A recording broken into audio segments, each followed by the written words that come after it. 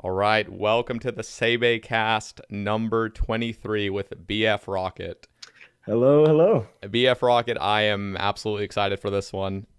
I have been watching you. I don't even know, when did you start streaming? I'm curious. I'm turning. I was actually thinking about that earlier. I know it was November. I think November 2019, maybe even 2018. I think 2018 actually. Yeah, because Okay, RuneFest 2019. Yeah, I think it was 2018. I think it's 3 years now. okay. So Maybe yeah, even my fourth. I think I started watching you before I ever even started streaming. So it must have been 2018. Okay. Um, but yeah, I've always been just kind of like a fan of yours, so it's kind of Oh cool. man. Like, I know it sounds like cringe and stuff, but like No, dude, no. when you like watch a streamer before you're ever a streamer, you just see them as like kind of a celebrity in a way. So I'm just really honored to have Yeah. you on. And Dude, I appreciate it, man. Thank you for having me. yeah. So I'm curious. Got a couple questions for myself. When did you like start old school RuneScape, So actually, or I guess RuneScape in general, and then old school?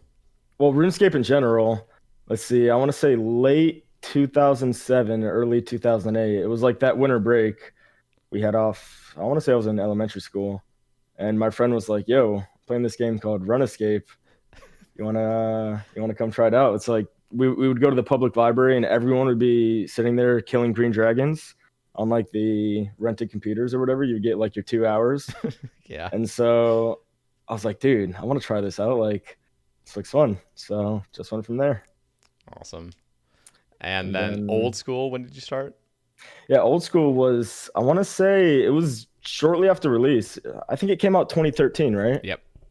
It was my freshman year of high school. It was spring break. We were on a baseball tournament on the other side of the state. I'm in Florida, so it was only like a few hours away, but we had the another public computer thing, the computers in the hotel. They had their little like six computers in their computer room, and a bunch of the boys on the baseball team who played back in the day, they were like, dude, they just released old school. I was like, bro, I played RuneScape back in the day. Like, let me get on this. I only played for like a few months after that. I didn't really get super into it. Yeah. And then I forget when I came back. It must have been a couple years after. I was like, let me just start playing RuneScape again. And then I kind of got rehooked. I was watching all the YouTube videos. Like I was watching Mr. Mammal a lot. I was watching Dovidos, a friend a lot. Bodhi's videos. Yep. And then I was like, yeah, let me start playing again. This looks fun. Awesome. Yeah. I didn't start playing until 2015, but I feel like I really. Okay, so here's the thing about RuneScape is, and I feel like a lot of people feel this way, is like the main game. Again, not everyone. There are like people that are built differently, but the main game eventually kind of gets stale if you don't have super long term goals, just because it kind of revolves around just getting GP the most Yeah, efficient way exactly. and stuff. Right. But so I started as a main, but I always wish I had started at the very, very beginning of old school when like the economy's fresh and stuff. Yeah, dude, there was like no Grand Exchange then. So I was like, Yeah, I remember buying potions, like just typing buying prayer potions or whatever in Varrock, West Bank or whatever. It that's was awesome. crazy. That's actually crazy to me because I started after 2015, so all I've ever Yeah. known of old school is like having the Grand Exchange, having Zolra and stuff. Yeah. Okay. Okay. So I never experienced like the true old school where it's like I'm pretty sure it wasn't like Endgame like KQ and DKs. Yeah. I Like don't even that think was they had, literally it. they didn't have God Wars because Yeah. that was like one of the first polls after it was released, I want to say, right? Yeah, I think so. Shortly after at least. Yeah. That's crazy. I think so. Again, I didn't even know about old school in 2013. I was so far drifted away from RuneScape at the time cuz like I quit in 2007, 2007, what am I even saying? And then yeah, I pretty much just kind of fell away from the game for like 8 years. And So you quit in 2007. When did you start playing? so Before that then. I started in 2004 when I was in third Okay. or fourth grade, I think. And yeah, that was I played very casually for 3 years. I would never got up anywhere. Like I was literally a noob when I ended. I think my max cash tag was like 5 mil, which Okay. was a ton for me. I thought I was a Yeah, king. dude, I dude, thought I that's was a loaded. king. Yeah, dude. But yeah, no. I just I don't know. I just love. I really wish I had just experienced the first, I don't know, bit of old school where it was like truly just the game I remember and no Yeah, grand exchange. So, yeah. but yeah. What about Iron Man? How long after you played your main and stuff did it take you to get into Iron Man? And what made So you like want to do that, I guess? that's okay. Honestly, I love talking about Iron Man because it's just Because like, I'll get into mine yeah, after, yeah, yeah. but I love talking about it. So when I was a main, I was camping wyverns on like old school, and it's like this is like 2015, and I remember. So like the door spot, like the like little safe spot for wyverns yeah, where you can yeah, room crossbow yeah, right next dude, to the yeah. door, and you have your like friend on the other side, or just some Uh-huh. other random you start making conversations with. Yeah, I've definitely been there. Dude, I think I killed 15k wyverns on that Jesus. account. And it was just like AFK through school. Like that's all I would do. I was so addicted to it. Okay. Um anyway, so one of these people I ran into, we were basically 6 hour log together and he was an Iron Man. And this is like probably December-ish 2015. So Iron Man had been out for like a good uh year, I think. I think Iron Man came out in 2014. Anyway, but he was basically talking about Iron Man, and I had no idea what Iron Man mode was because I had just started playing a few months ago, and I was like, what, like, what's that symbol next to your Yeah, name? Like, what is this next to this I guy's was name? literally Like, that noob. Like, when I hear that now, I think people are trolling. Like, when yeah, people are dude. like, what's that symbol? I'm like, you're kidding, right? Like, but I was that noob, and I was like, what's that symbol? Like, I'd seen it before, and I knew what I knew it was Iron Man. I just didn't understand what it meant. Right. Anyway, so yeah, he basically went into it and he was just saying it was like the most fun he had ever had in this game. And then he was talking about like you have to do quests and get all your items. And as soon as he said that, I was like, yeah, fuck that.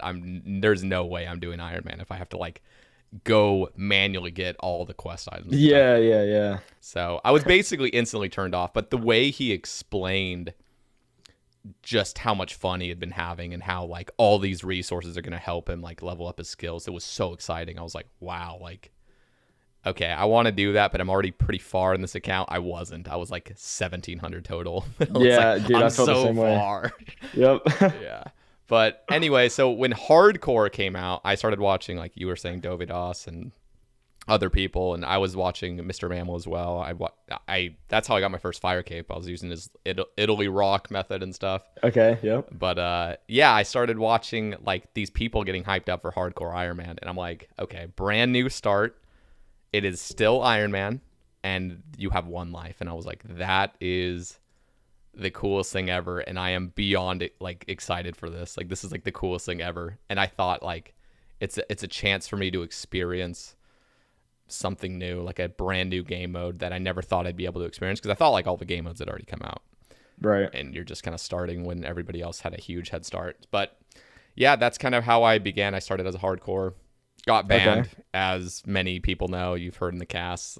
But Yeah. yeah, got banned for auto clicking. Alex, like Yep. 4 months in, got really addicted to the ranks, and I figured I had a friend, a buddy that was like, dude, I've auto out to 99 4 times. You'll be fine, man. I'm like, all right, let's give it a shot. Banned Oh literally the next man. day. So Oh man. great learning lesson. But yeah, I can never stray away from Iron Man at this point. I'm just so insanely addicted to it. Yeah, But yeah, what I'm about kind of you? the same. So I've always been pretty competitive growing up. Like I said, I played baseball and stuff. And my friend and I have like two IRL friends who played the game. And one of them, we always had this competition back and forth who was like a higher total level. I'll be like, oh, I'm 1800. Then he would get like 1820 and just back and forth, back and forth. And That's then awesome. I started going super hard, like I think freshman year of college. That's when like I started actually kind of playing. Like I learned like Abyssal Sire and like Zulra and Demonic Gorillas. That was like the extent of, what I could do. But that was still a lot more than just killing green dragons and doing like quests and stuff like that. So he made a hardcore, and because I got way ahead of him by like 100 total levels or something, there was like no catching up. He made a hardcore, and he was like, all right, so with my main and my hardcore's combined total level, Oh uh, my I'm beating you now. And I was like, oh no, I'm not gonna have this. So then I made a hardcore, and I was like, dude, like I got ahead of him, and then I was like, wait, this is kind of fun, like trying to stay alive and always being like aware, and then seeing the streamers and YouTubers like getting the items to flex and stuff like that. I was like, dude, this would be a lot of fun. So that's how I got into it, and then from there, I was just addicted to Iron Man. Like you get that first rune scimitar, you're like, bro, that is like the biggest armor weapon upgrade. You're just Oh, hooked, it's just hooked. insane. Yeah. Dude, I remember getting a dragon med helm. I don't even ask me why I was killing a Calphite guardian, like those big ones. I was like ranging Calphite guardians at 40 range for no like I think I had a Calphite test. I was like, let's just try these big ones and safe spot them. I thought I was like the biggest 5-head in the world, like safe The big spotting. ones will have better drops, bro. That you can save spot. Yeah. Yeah, but I got a D med and I couldn't believe my eyes. I was like, oh my god, like this isn't just a 60k alc. This is like Yeah. legit armor, man. Yep. So, so what Yep. made you get into streaming then? Because that must have been around the time you started streaming, right? Yeah, yeah, it was kind of the same thing. I first found out about Twitch from one of Mr. Mammal's videos because he was like my number one. Like I was watching his videos like religiously, and I would hear him say, "Oh yeah, come watch me live on Twitch or whatever." I was like, "Dude, what is this Twitch everyone's talking about? Like, how can you watch a YouTube video live? Like, this is like the coolest technology, bro." I was like, boomer. I did not know anything about like live streams. Yeah. So I found out he had his like link below. I clicked on it. It took me to this website. I was like, wait. And he was like reading the messages from chat in real time. I was like, wait, that's so weird. Like you just used to like YouTube comments or whatever. Yeah. But after that, I was like, wait, this is so cool. Like it's just live content. You get to see things happen as they happen. And so a little bit after that, I was like just getting into college. I was like, look, I need something to do with my time. I either need to get a job or like, because I wasn't playing sports anymore. So I needed something. So I was like, look, if I can start streaming and have this to work towards on the side while I'm taking all my classes, like let's just see what happens. Yeah. I really enjoyed RuneScape. Like I enjoyed the aspect of like content creation, trying to like entertain and whatnot. I was like, dude, I want to try this. Like maybe I can do this, and kind of just went from there. Because Yeah. I had the hardcore account that would be like decent stream content to start. Like so, yeah, I kind of just started and went from there. That's Really enjoyed awesome. it.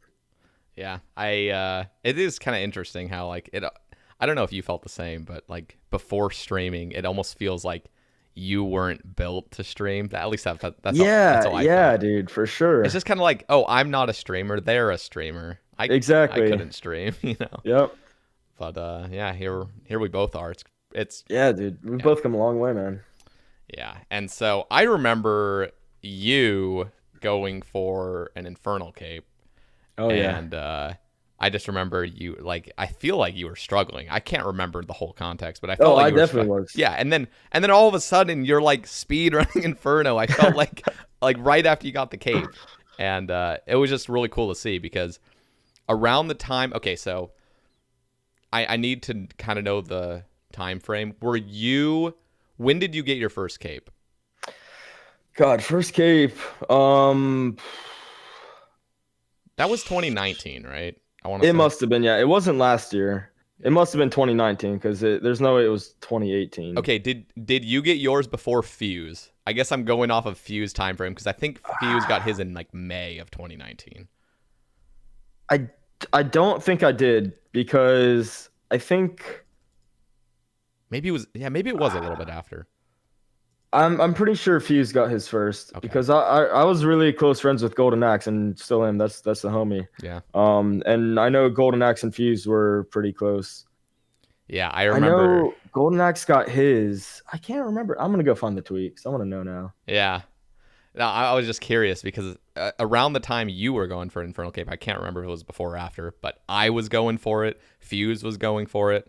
Fuse got his Right. a little bit before me, which I don't even like to admit, but no, no, like I just felt like it was such an exciting time for her, like hardcores and Iron Man getting Dude, their yeah, it capes. was insane. It was great. Yeah, and that was something I never thought I'd be able to get an Infernal Cape. I don't know if you felt that way.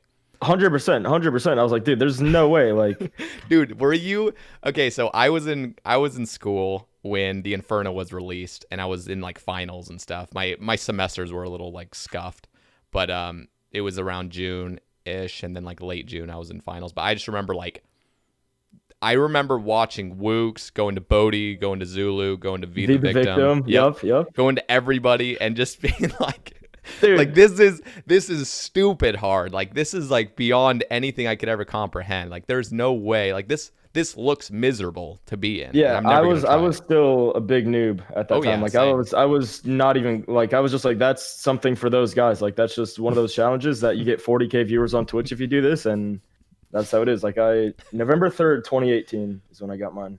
Okay. Wait, So November yeah, it 3rd, must have been later. 2018. Yeah. Oh, Wait, oh yeah, damn. okay. So, Oh yeah, that was okay. 2018. You're right. Yeah, so okay. So maybe I am a little bit confused on the time frame, but I felt like you got yours just right before or right after me. I got mine in June, but Dude, so I must have started streaming in 2017 then, because yeah, yeah, I definitely did because that was like a year after I started streaming because that okay. account still had all the progress to go. Yeah, that must have been it. So damn, So it's been a while. yeah, wait. Yeah, now I'm thinking about it. It's been a long time, It man. has been a This while. so November will be 4 years for me. Wow. So it's been over 3 years now. Wow, Yeah, that's crazy. the time flies, bro. It's because COVID, man. Yeah. Made 2 years go by in like half a month, bro. Not quite 2 years yet, but Yeah. It's only been a year. That's the crazy thing. It's only been just over a year since like kind of COVID. Like I guess I'm thinking like end of 2019 when things were sort of starting to trickle in. Yeah. So I guess even then, just a little bit over a year. But God, dude, stuff feels like yesterday. Kind Oh of. yeah, But at 100%. the same time, feels like 10 years ago. Yeah, that was such an exciting time. Like Inferno, honestly, shout out Kieran. I think everyone can shout him Dude, out. shout out Kieran, bro. I've been saying, and we need more Kieran content. He is incredible. What is his position now? Because I know he moved I'm on not- from content development. Yeah, I'm not sure. I want to say he's just doing some sort of like maybe management. And that's what I want to say too. Like, Something I'm not beyond even it. Sure. Something to where I don't know. It's definitely better off. But I hope he I miss enjoys the it. Kieran content, dude. Yeah. Yeah, I hope he enjoys it too. I miss the Kieran content. Chambers, Tob, Inferno. So, what are your thoughts on Raids 3? Do you think we can even like compare to like how good Raids 1 is and even TOB and Inferno? Like, do you think we're going to get something that tops all that? I hope so. I want to be very optimistic. I really hope so. I really hope so because it's been a while, right? You know, it's been a while since Tob released. That was like the last big. I mean, you know, we had Nightmare, but that's I've never done a single Nightmare kill, so I guess I can't really weigh in on that too much. Nah, you can't. Polar opposites here. Anybody can weigh in on that. It didn't seem as appealing as like going through a whole raid and like having the big boss fight at the end with all the little bosses and puzzles in between, which I guess chambers aren't really puzzles, but which I would like to see in Raids 3. I would like to see some puzzles. I don't know how to describe I it more agree than with that, you. but I agree. I'm a huge fan of like not just the content, but yeah, like I've said in tons of Sae Bae Cast, fast-paced, don't lose momentum type puzzles where you just zooming through. Because like remember how thieving used to be, where you would get Dude, like it still one is grub bad. per chest. Yeah. It's a lot better than it used to be. And Ice Demon used to get one chop per tree, bro. Oh, yeah. Dude, that was it was stupid. terrible. Like they're relatively bearable now, at least compared to what they used to be. Yeah, for sure. But yeah, fast paced. I like that idea. Yeah. Yeah, we're gonna there's some questions for it. But I really do hope. I know Kieran's not gonna be the one working on it, but we do have very competent mods like Husky. Dude, shout out Husky. Yeah, I trust that guy. I do. I do. Honestly, I do. And so Arcane as well. I trust both of Husky, them. Arcane. And yeah, I trust their judgment moving forward because I feel like they're taking feedback relatively. Like they've had a lot of time to take feedback for Raid 3 and stuff like that. So I'm curious how Fasani's Nightmare is going to turn out, and I actually think I know Nightmare is already a flex for any account to complete because it's just hours. It's like literally an hours game. Mm-hmm. But I think Fasani's Nightmare, as long as they execute it well and it's actually difficult and a little bit more fast-paced, just kind of gameplay, feels a little bit less monotonous. I think it might actually be quite a flex for a hardcore to get that transmog and the pet. Yeah, that's a good point because there's certainly going to be like more. I mean, they had one hit mechanics last time, right? Yeah, You I get think melee so. like a 110 or something. Yeah, I think so. I actually never did Fasani's Nightmare. I wasn't doing. I did Nightmare the first day, and then I quit for like 5 months. I was like, I will never go back to this shithole, like ever. Okay. But I remember a Oh cold one man. was doing it, and Curtis. And yeah, Curtis was, dude, Curtis, I got to give a shout out to him. He never cries, man. Like, Dude, yeah, he has the grinder mentality, just keeps going without complaining. That man just stone cold, dude. Respect to Curtis, bro. yeah. Respect to Curtis. I just remember he would die and he would just laugh it off. I'm like, dude, I would be like pounding my desk. Like, I would be Dude, furious. I couldn't imagine dying at the end of a nightmare solo, like especially when you have like no drops, so you're just using like the bandos and whatever 25-minute solo or whatever. Dude, Dude. it's pretty bad. It's pretty bad. I hope Fasani's, what they've said in their blog is that you will do, or like Nightmare will be doing less damage to you, like if you're playing correctly, but it'll be way more punishing when you get hurt. So it's like, I at least feel, because honestly, it's kind of gate kept by like your inventory in a way. If you don't have max gear going into Nightmare in a solo currently, like you gotta chug, like you gotta bring a bunch of brews and stuff because Yeah. just the fact that if you're not DPSing hard enough, you just don't have enough inventory spot for food. But I really feel like Fasani's Nightmare will be a good update. I'm like 99% sure it'll pass. I'd be very, very surprised if it didn't. One thing I was curious on, they said they're making the drops like 20% more obtainable. Do you understand how they're doing that? Are they making the actual items themselves more common, or are they just going to be 20% faster because of the shortened kill times and like the run there being quicker? I think it's going to be the shortened kill times is the main thing. Dude, Okay. The way they worded that was just confusing. I couldn't tell if they're just making the items like a 1 in 80 now instead of, what is it now, 1 in 100 to see something? Yeah. Like if they were doing that, or if, I really hope they stay at a constant 1 in 100. That's what I was thinking too, but one of my mods and I were kind of going back and forth because we both saw it, and the way it was worded, it could have been either way, I think. Yeah, we'll literally have to see. When they say 20%, I feel like they're saying that as a very good number, but I have a feeling it's going to be more like 30% faster. Yeah, I could see that. Yeah, and which good, I guess. Like, I mean, like Nightmare's a pretty nice. long grind. Yeah, and especially for someone in your position. Yeah, and the cool thing is like Fasani's Nightmare, as long as they do it correctly, it's not going to be something that can be like easily gold farmed and stuff, because it's just genuinely going to be tougher, and you can only do it in a solo. And they said some sort of random new phase, right? Yeah, new mechanics, new special attacks. Dude, I like new mechanics. Yeah. I like new mechanics. That sounds cool to me. And I've definitely had my fair share of, just a little bit over 1,000 hours of solo Nightmare, so I feel relatively comfortable for a new challenge. I don't know how you do that, man. You like all the Iron Man solo Nightmare. Oh my god, man. Honestly, I have like a newfound sense of like confidence in this game because of Nightmare. The fact that I never ever thought I'd be able to like grind out Nightmare, especially solos, like, and then when you just build up the motivation to get a certain item, like you just want it so bad.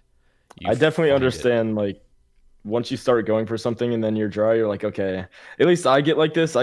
It's sort of kind of like being stubborn. It's like, okay, I've gone this dry, I refuse to go this dry and then just not get the thing. Like I have to get it at this point. Yep Yeah, so I kind of get that.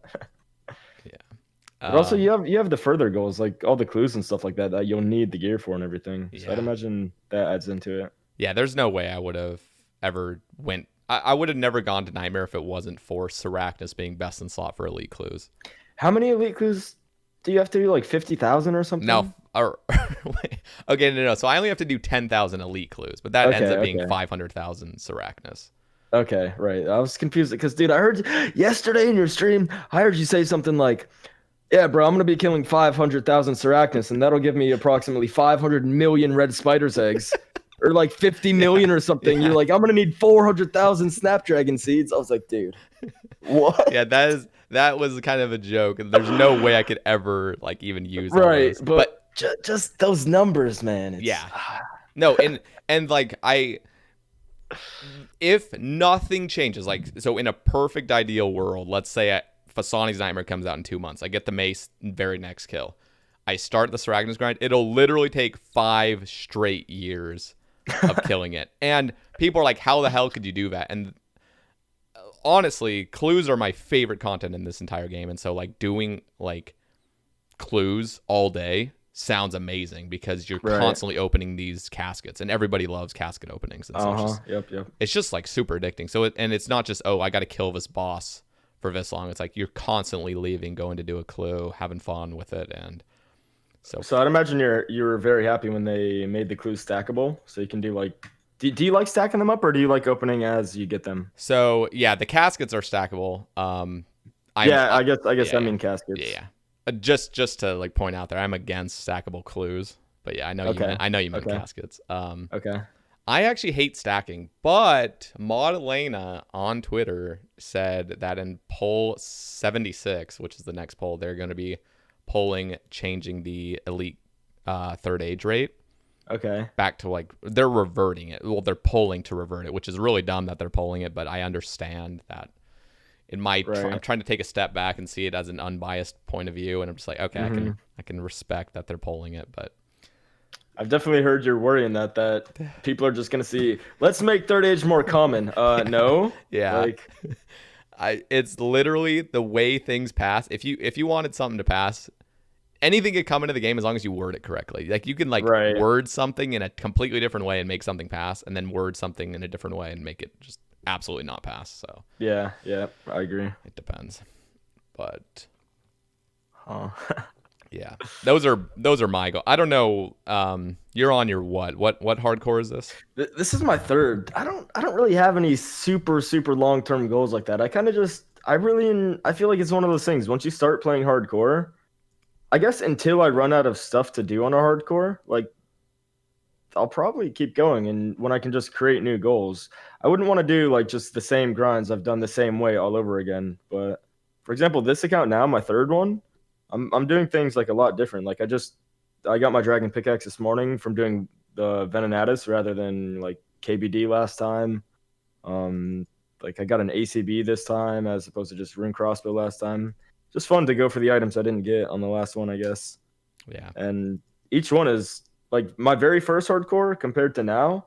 I've definitely changed a lot. As like I don't want to be like, oh, I'm a gamer, but as a RuneScape player, like I've definitely learned a lot about game mechanics, and like I was barely killing Zulrah on my first one.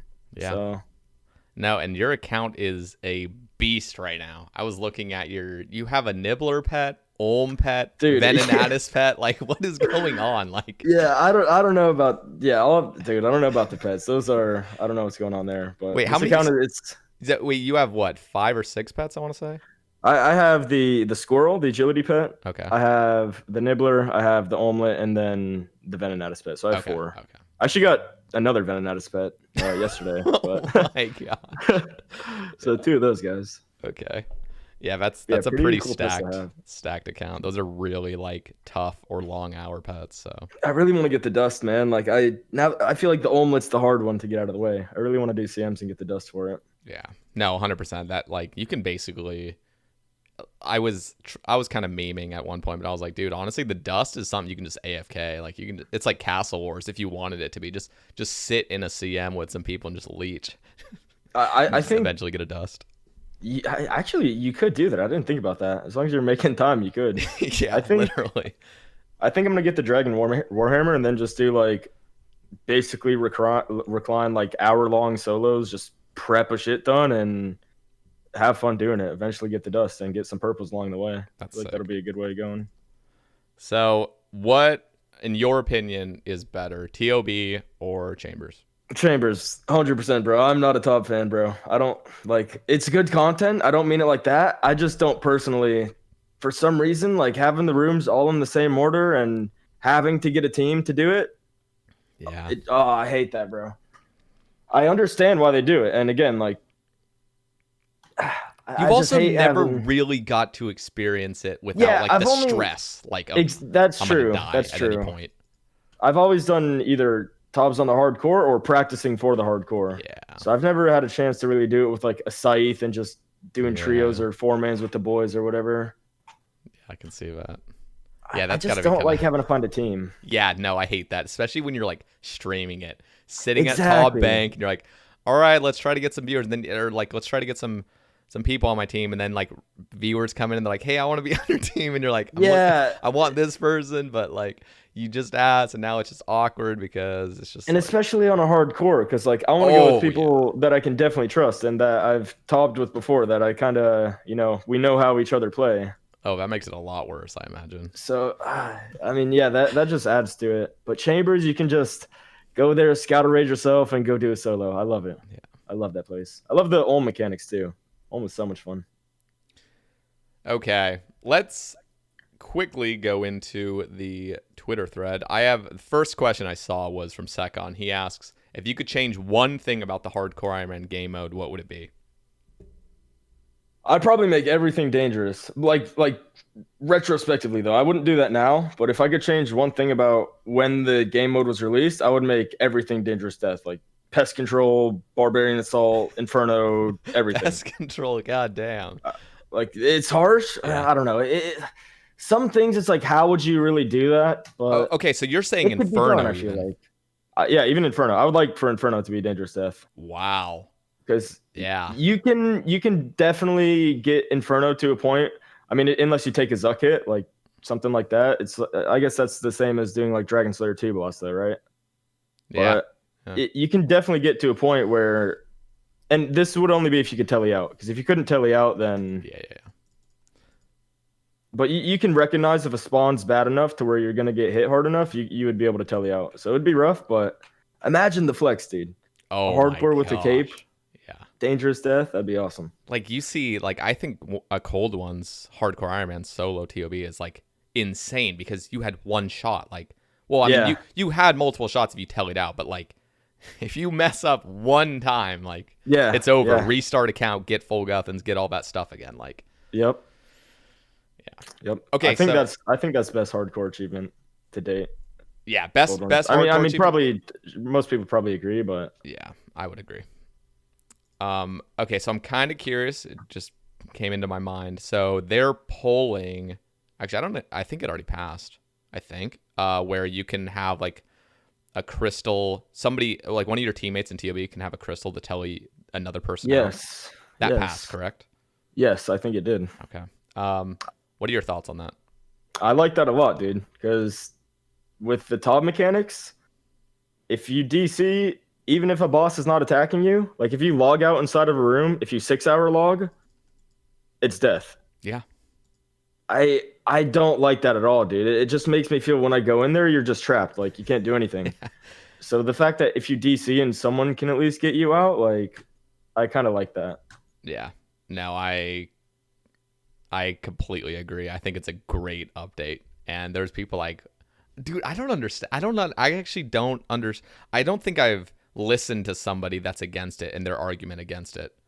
Is it just because it's unfair for people that have already died or something? Like, Yeah, what is it? What is a valid argument against that? I would imagine that's it. It's just like, oh, I DC there, so now if you DC, you have to die the same way. I mean, like it shouldn't be like that. Yeah. I would understand if it's something like, I don't know, like a ring of life that teleports you under 30 HP or something. Like, yeah, that's ridiculous. But Yeah. this is your teammate has to sacrifice inventory spot probably. Like, Yep. it's really only DC prevention. So Because I'm a huge fan of it. yeah, the reason I was even brought that up is because in a different reality where every single thing is dangerous in the game, I almost think it would be really cool as if there was like a crystal similar to that TOB crystal that's coming, like you can teleport somebody else out of a dangerous Okay. content if Yeah. for everything. Right. Like imagine you're in the Inferno and then you lag or something and you're on stream and then you like yell at your friend like, hey, like hurry up, click the crystal, like I Yeah, DC'd or something, like because it's dude. like that would literally solve everything, I feel like. Or you could even Dude, just have an alt on your phone or something, and whenever yeah, like, just ready. Yeah, yep, ready to click, dude. That would be awesome. Yeah. that's like perfect DC prevention. And Can we add this now? This is like all my hardcore problems solved. Like yeah, if I like die to my mistake, I'll accept it, bro. But like I hate having the DC in the back of my head. Like the game could just freeze and then I'm dead. Like yeah. it's happened before. It happened to so many other people. Sucks. So still going on that topic, what would you say? So I think the J mods have been very clear. They're never going to change it. But if there was a poll to make chambers not safe, would you personally vote yes to that if it was just chambers, they're just changing it, or would you rather just keep it the way it's always been? I would keep it the way it's always been. But from release, I would like for it to be dangerous because that's even more like a hardcore with a twisted bow. Oh my Dangerous, like gosh. That would be you're getting insane. portaled across the room. Like imagine doing Vasa, you get tellied to 5 HP instantly, dude. Yeah, that's insane. I wish it was release dangerous, but I wouldn't want them to go back and like make it dangerous now. Yeah. Okay. Interesting. Okay, so Dave asks, your most proud PVM achievement, next PVM goals or other goals in game, and will his offspring with RSGF surpass Spooks as the greatest ever? Jesus Christ. Okay, we'll go with the first one first. Most proud PVM achievement. Most proud PVM achievement. I was thinking about this one a little. There's kind of three. The MSB, RCB, the Infernal Cape I did on this new hardcore account. That's definitely up there. That's basically. No Pillar Inferno. That's definitely up there. And then I think this one would have to take the cake just because it's like a flex. It's like the first hardcore corrupted gauntlet on day release. I think I would have to say it's probably my favorite because that's the only thing I was the first hardcore to do. And I always thought that was super cool, like being the first to do something on an account that can't die. Yeah. And that was back when like the tier 3 prep like was damn near impossible. You needed like 19 of each supply instead of 13. The Hunlift hit harder, like through prayer. He hit like 20s through prayer. There was no animation for when he's changing. The demi bosses were all different. Yeah. So probably that one was pretty cool. Sick. So okay, yeah. Let's.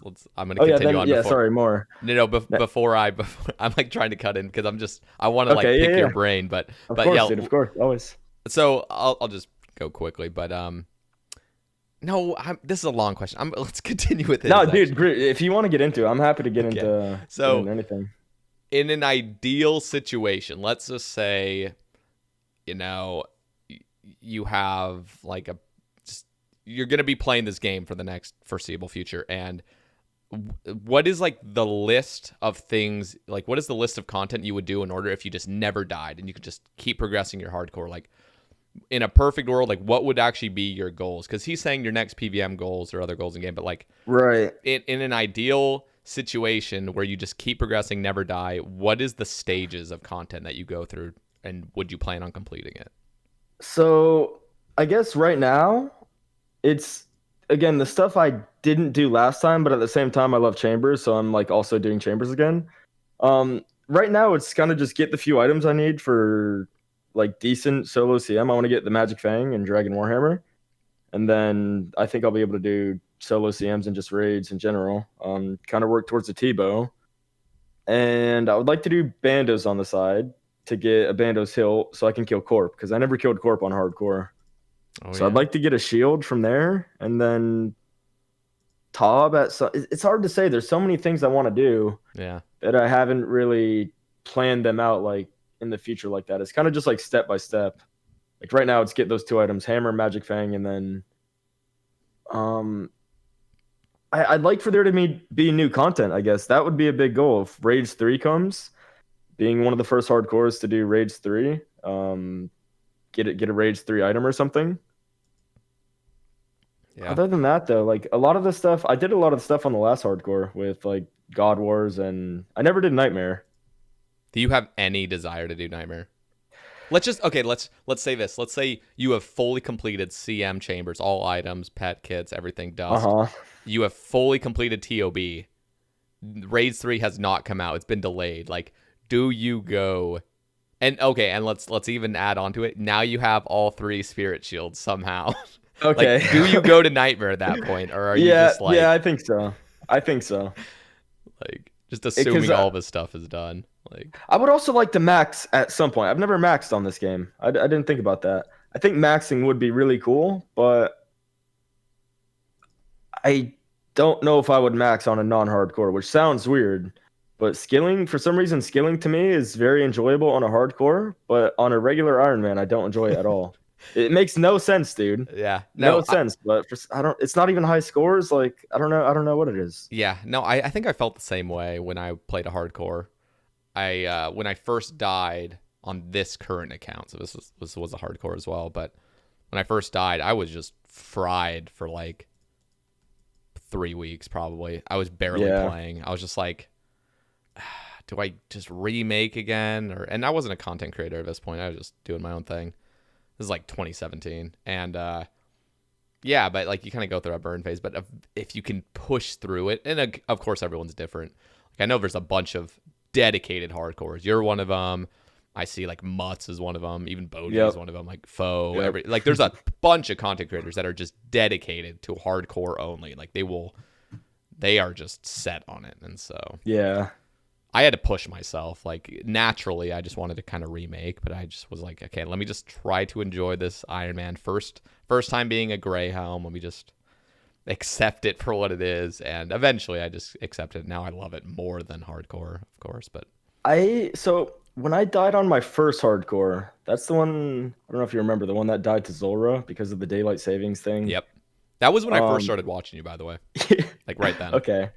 Yeah, so that's how the first hardcore died. I had zero desire to play on that account after. I didn't even play for like a day after. I think I like almost instantly de-ironed and remade. And then that remake, that account had like 6,600 hours on it when it died.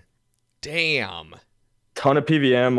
Like I even had like bro, I'm not the biggest skiller myself, but I had a lot of skilling done on there. Wait, you had 6,600 hours on that first account? On the second account, the one that DC'd at TOB.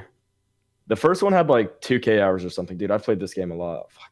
Damn, I had no. Okay, so but yeah, you're talking about the second one because I was like the first one. There's no way it was that far, but yeah, the first one was like 2K hours. You said. Yeah, roughly 2K hours. All of them have had 93 Slayer and stuff. So that's only like what 100-hour grind, 200 hours or something. But I guess that kind of goes to show the scaling and stuff and side stuff I've put into the accounts rather than just like PVM. Yeah. So yeah, like 2K hours and then like 65 or 6,600 hours. And then how many does this one have? This one is, I want to say close to 2K again. Damn. Yeah. Maybe I have some hefty hours on this account, so I'm not judging. Yeah, I can imagine. I can imagine. Yeah, damn. But the more or less excuses. A lot of it's been through content creation and stuff like that. And I don't know. If you're enjoying yourself and if you're staying healthy and stuff, like I don't know, have fun. Everyone has their hobbies. Yeah. So dying on a 6,600 hour hardcore, what like was it because you're a streamer that made you want to recreate? Yeah, okay, so I kind of just went on and forgot the original point I was trying to make. Yeah, go ahead. I actually enjoyed Iron Man after 6,600 hours. Having like freedom to do whatever, I instantly went, and that's when the rev services were still there. I instantly paid my 250 mil and did like 2 weeks of revs. Dude, I had a blast, bro. That was some of the most fun I've had on the game, killing revs. Yeah, it's such a different experience than RuneScape that dude, It's so cool. It's like you have your own little sectioned off area. You're just like farming away at your revs, dude. Oh, that was awesome. It's like it doesn't even feel like RuneScape. It feels like you're playing a different game almost. Dude, it really does. It really does. Yeah. I remade at that point. I think probably more so for streaming than myself. I had a few people reach out. Roydy was one of them. Shout out to Roydy, dude. Shout out Roydy. And say, look, like you're at a point with your stream where people didn't get to see the come up of your last account. I started getting some traction when that account was getting to top and everything like that, and doing like higher level bossing. So him and a few others say, look, like this would be a good time now. People could see you from the ground up, make a new account, and like follow the progress the whole way through. And I was like, yeah, that would be definitely beneficial for streaming, I'm sure. So I remade instantly. I played it for like a week, and then I don't know, I just wasn't really feeling it. So I stopped it for a little while, and I was kind of not streaming as much at that time, playing a lot off stream, doing like revs, and I think that's when I did my Bandos grind on the Iron for the hilt. And then I don't know, at some point I kind of rekindled the idea of hardcore. I was like, I want to do this again. So I picked it back up, and I was like, I'm gonna go for a low level Infernal Cape. I think that'll be a good challenge for myself.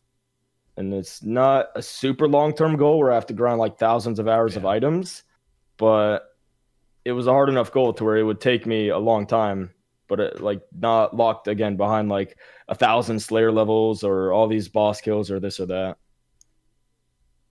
Yeah. And yeah, kind of just went from there. The stream started enjoying that grind and everything. So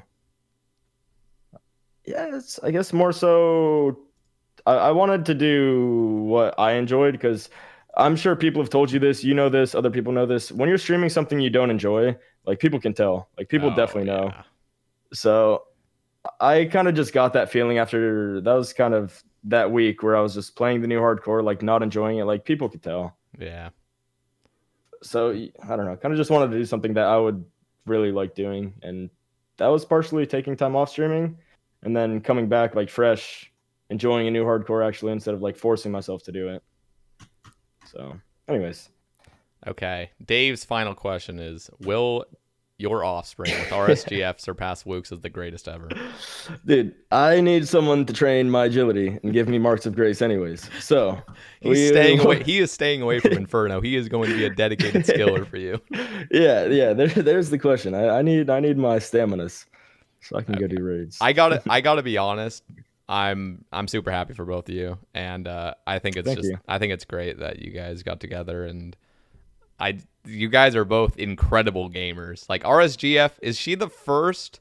I don't want to, in case I'm accidentally like incorrect about this. She was the first girl to solo Theater Blood. Am I right? Yeah, okay. Yeah. As far as I know, and as far as she knows, and I think everyone else, yeah, I think she was. That's very impressive. So yeah, I always thought that was super cool. She did No Pillar Inferno recently too. Jesus, she's done both now. It's like that's like the two. I feel like the two big challenges of PVM. Yeah, that's solo top. I guess Blood Fury makes things a little bit different, but she did it before that even. So yeah, that's insane. And then like obviously you with all your achievements, I just think it's awesome. Okay. Yeah, thank you. AddieCon. So he asked this. I need to make a correction before we get into it, but he says you've both enjoyed and at times perhaps hated Inferno speeds. I have, just to confirm, I have never done Inferno speedruns. I think my PB is 90 minutes. I've done 4 capes total. I've died since I got my cape. I think I've failed like 6 tasks and only completed 3 of them. So okay. I'm not great at the Inferno, but for you, what's a few of your Inferno tips for upcoming speedsters? And what's your thoughts on upcoming 3 tasks with the ability to store a further 3 for a total of 6? Oh, that is, with those storable tasks, I think you can store 3, can't you? Yeah. Yeah, I think I like the tasks and storing stuff. The only downside to that is those will be coming when we get the blowpipe nerf. So like the Inferno speedruns we know now will be not what we have then when we get the storable tasks. True. So it's like a blessing and a curse. Even though it's not going to make that much of a difference. As far as I've heard, the blowpipe is going to be like a minute to a minute and a half difference with Dragon Darts. Tips for up and coming speedsters.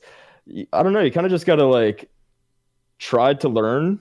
You got to, I don't know. I definitely pushed myself and I died a lot trying to learn new things. Like I would just go try an off tick, and if you die, you try it again until you get it. Because when you get it right, best feeling, dude. You're like flicking everything, and it's just like, oh my god, I'm not dead. We're going fast. Yeah. The downside is tutorial skipping. That's kind of what burnt me out from going for the sub 50 I was trying to go for a few weeks ago. Dying on wave 15 because you're just trying to go as fast as you can, and then having tutorial skip for another 45 minutes to 4 hours, Jesus. Depending on how long. And then to only die on 15 again, definitely hurt. Yeah. So, yeah, I don't know. I enjoyed Inferno speeds though. They were a lot of fun after I did like all my KC on the last account, just hunting the pet, not really speed running, kind of just trying to go quickly while staying alive. Yeah. Yeah, that's I I see Inferno speeds. I know it would take many, many hours of practice to like get to the point where I just really enjoy them. Because currently Inferno is just stressful for me. Yeah, yeah. The last cape I did was I think literally a year and a half ago. Like Okay. I just don't do that content. I don't even whenever I do Slayer, I literally do Konar Slayer. So I don't even have a chance to get a Zook task. Okay, I see. So it's just I got my 4 capes. I felt like I could do if I got a Zook task, I feel like I could do it if I went slow enough and was just kind of focused and stuff. But yeah, I'm not a speedrunner, but those do look enjoyable because with the things I have kind of speed ran, like I used to kind of speed run chamber solos like 2 years ago. That Okay. was really enjoyable. But I never went super hard to the point where whenever I go super hard, I get stressed out and then I don't like it. Yeah, yeah, that's understandable. Yeah. And this was back when like chamber solos was like you had to bring like a bulwark and like Yeah, yeah, everything and for that's rope skip and then you could just get P-neck and everything now, you could and just get God. dicked on and then just the whole run's over and you're like, well, that just I just spent 2 mil or 5 mil on this raid layout. Like, oh my gosh. Yeah, I used to enjoy chamber speedrunning too. It was a lot of fun. It's I pretty think cool how far they've come with I that. think with the Inferno, I think a lot of my interest in it, and I guess goes to speedrunning too. Dude, I used to be the biggest noob. I tried so long to get a fire cape back in the day, and I never got one. I just always got so scared at Jad, and I died. I couldn't count how many times when I was a kid Damn. trying to get a fire cape. I didn't get my first fire cape until like 2015, I think. So I doing that, I always loved those like wave based challenges where you fight the noob thing, then you fight two noob things, and then it goes from there. Yeah. So Inferno was just like a fire cape on steroids, basically. So I kind of always wanted to learn and get better at that. So I guess that's where the speedrunning stuff comes from. I'm gonna give a shout out to I don't really know this guy, but Jimbo. I think you've heard of Jimbo. Yeah, yeah, Blowpipe. Jimbo, blowpipe, that's the boy. Yep.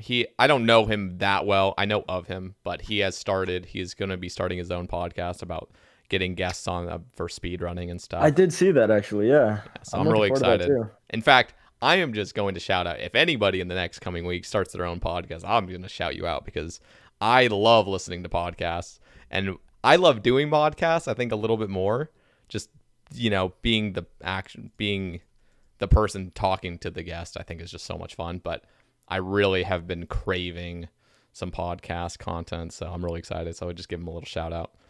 Yeah, shout out Jimbo. Okay. We talked about this a little bit before. We'll just get into it right now.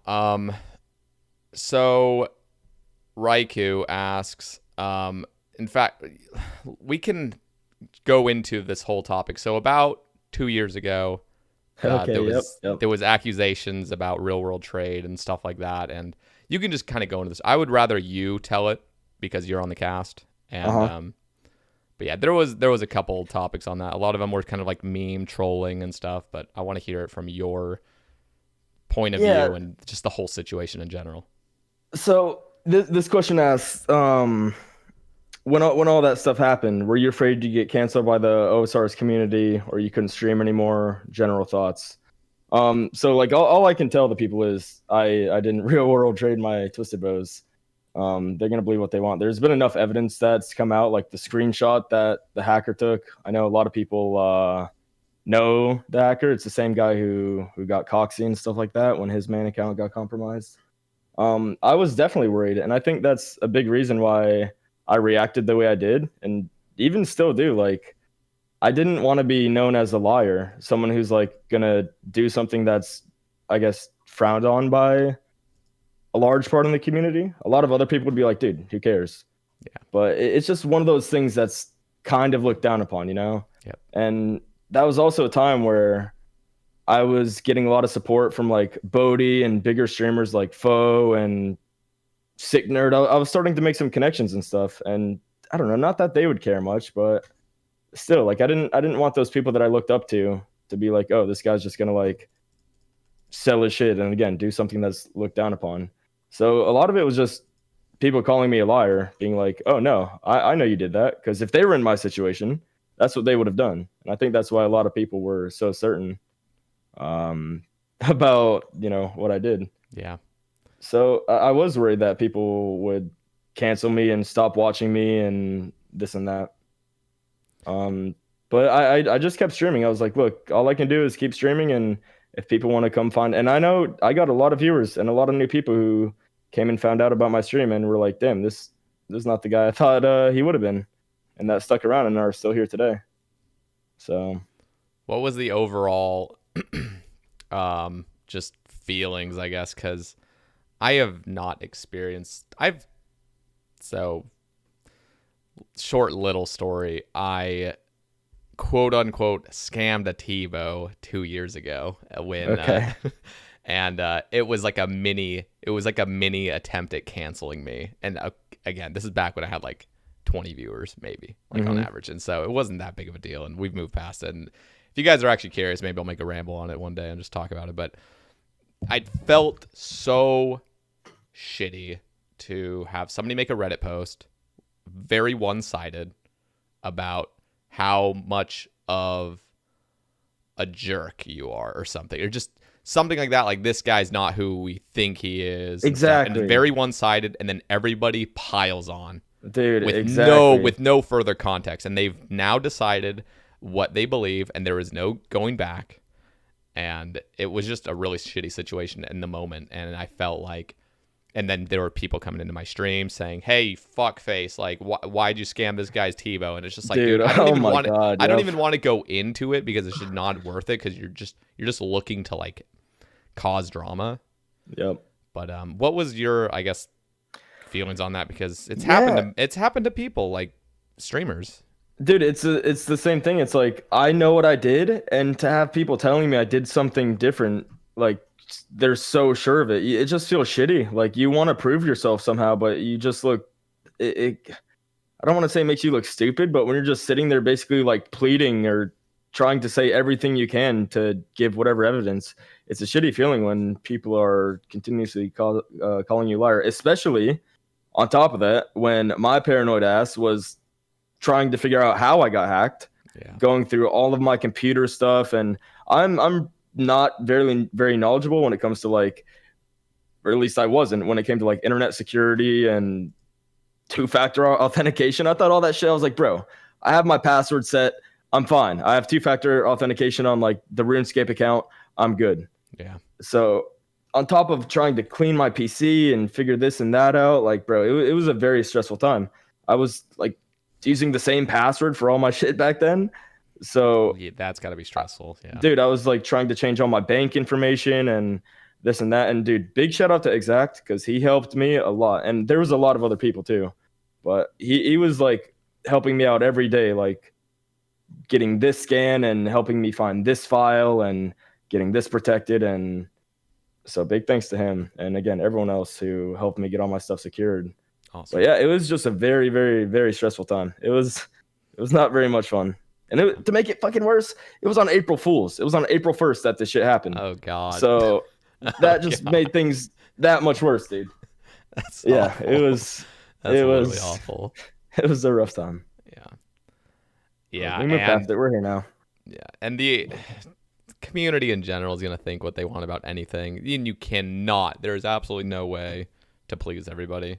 And exactly. I even consider myself a people pleaser. I try to be friends with people. I don't actively look for enemies, and I've always kind of been like trying to make friendships rather than just. I'd say I'm the same. Yeah, and so it really sucks when somebody just straight up hates me, and there's nothing I can do about it.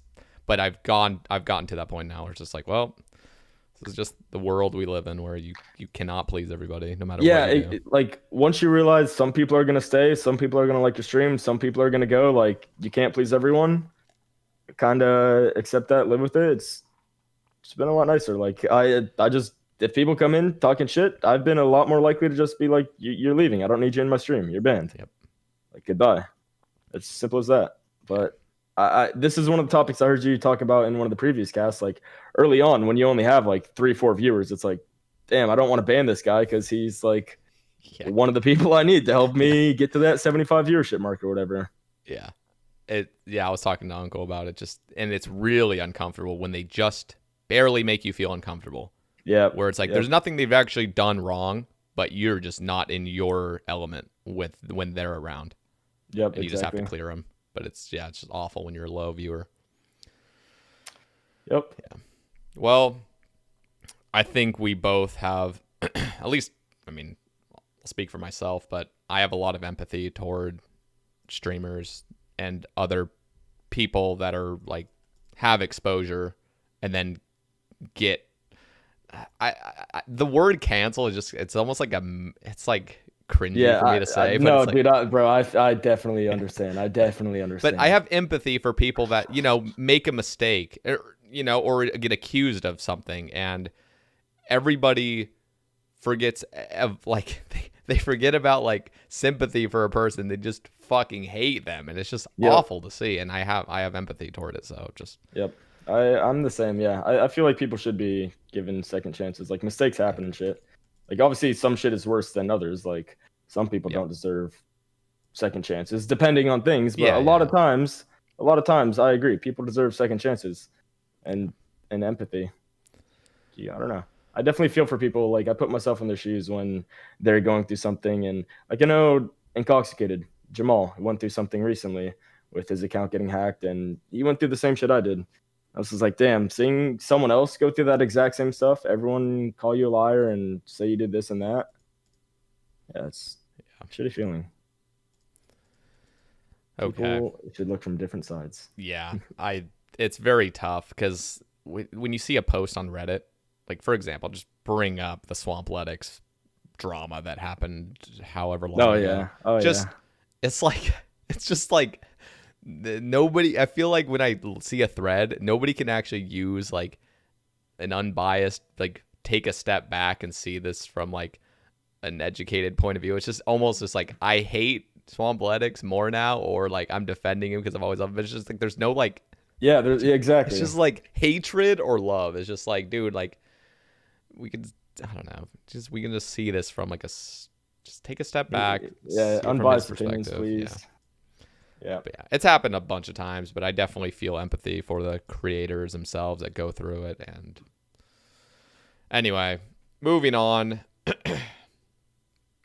Lopsy asks, what were your first goals, mindsets when starting streaming? How has this changed over time? And what are you looking forward to now that streaming can take full focus?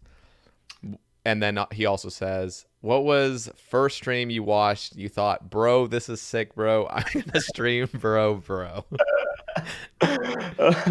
So yeah, I guess that second one first. Like we were talking about earlier, when I first saw Mr. Mammal stream, I was like, dude, this is awesome. You can like do this live. Like this is no better time now when I'm going to school and stuff like that. I can just like stream on my off time and stuff. I had a little bit of money saved up from whatever. I had help from my parents and stuff like that. I had academic scholarships, so that all helped being able to just kind of stream and see what happens from there. I don't want it to sound like I was doing it to try to make money instantly. Like I wanted to do something that I enjoyed doing. Yeah. And I'd always enjoyed kind of entertaining people, I guess.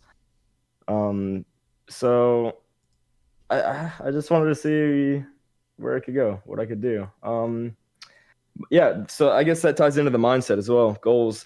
I didn't really have any huge goals. Like I didn't really have the goal of getting partnered. I kind of just wanted to stream and have people in there that I could talk to. I always thought it was really cool that you can just meet people from all around the world with streaming, like especially with RuneScape. People from Europe, the UK, Australia. Like I would have never met any of these people if it wasn't for streaming and RuneScape. So that was a really cool thing, wanting to meet new people.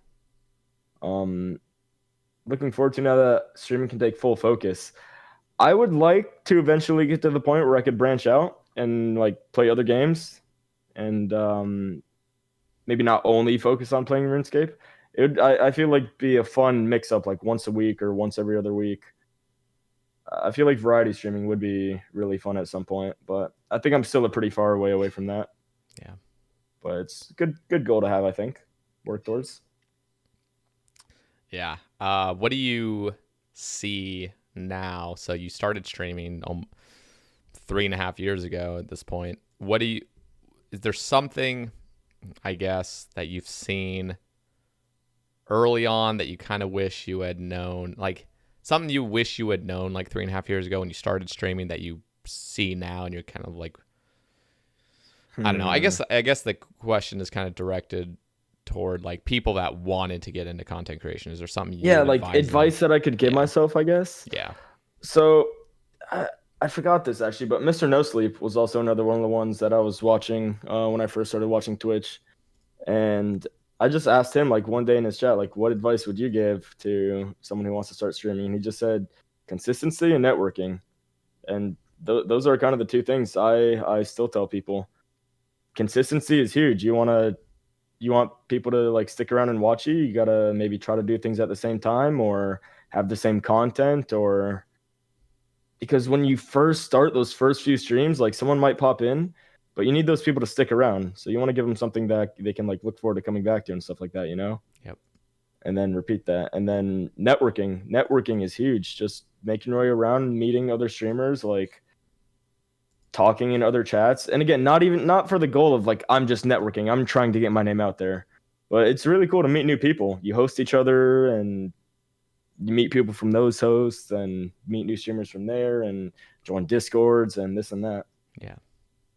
So those two things I think would be pretty big. But I'm trying to think something that I've learned on my own. I mean, everyone says it, just be yourself, have fun, like do what you want to do. People can tell when you're not having fun and you're doing something you're forcing yourself to do. Yep. Yeah. Uh, kind of interesting. I guess one thing I would, if I were to, I guess, advice for a new streamer, if I were to like go back and tell my past self what to do, is just kind of just take, I don't know, just don't get taken advantage of almost as a streamer. When you're first starting out as a streamer, you're so nice to everybody. Like, Yes, you're just dude, like yes, so yes. nice, and you think Okay, everybody's yeah. like has your best interest in mind, but like I don't That's know. a really good point, actually. Be Yeah. confident with yourself. It is tough because it's streaming on Twitch. There's nothing very glorious about saying, "Hi, I stream to 5 people every day." Like you don't even Yeah. want to admit it. Like you just so it's this like confidence you have to give yourself that hey, like everything's gonna be okay. And I think that's just a great piece of advice to just if you're starting out streaming, be confident with yourself. Set your own rules. If somebody's making you feel uncomfortable, tell them. In fact, I would. I feel like I've potentially made streamers feel uncomfortable. Maybe like I don't know because most streamers are just polite enough to just not make a scene out of it or anything. But Right. you can politely say when somebody's like if a viewer is making you feel uncomfortable, you just politely say like, hey, like knock it off or just don't do Yeah, that. just like And chill out a little bit or yeah, and 5 minute like timeout, yeah. whatever. But yeah, I guess mine is just be confident with yourself as much as you can be. Yep, I would agree. But we can, if any streamers listening, most of us go through when you're starting from like the bottom level of Twitch and building your way up. It's hard to like have that confidence already. It's easier once you get a little bit more exposure and stuff. Dude, especially when like the messages in your chat are just like one every 30 minutes or something. Like that was an okay, that's another big one.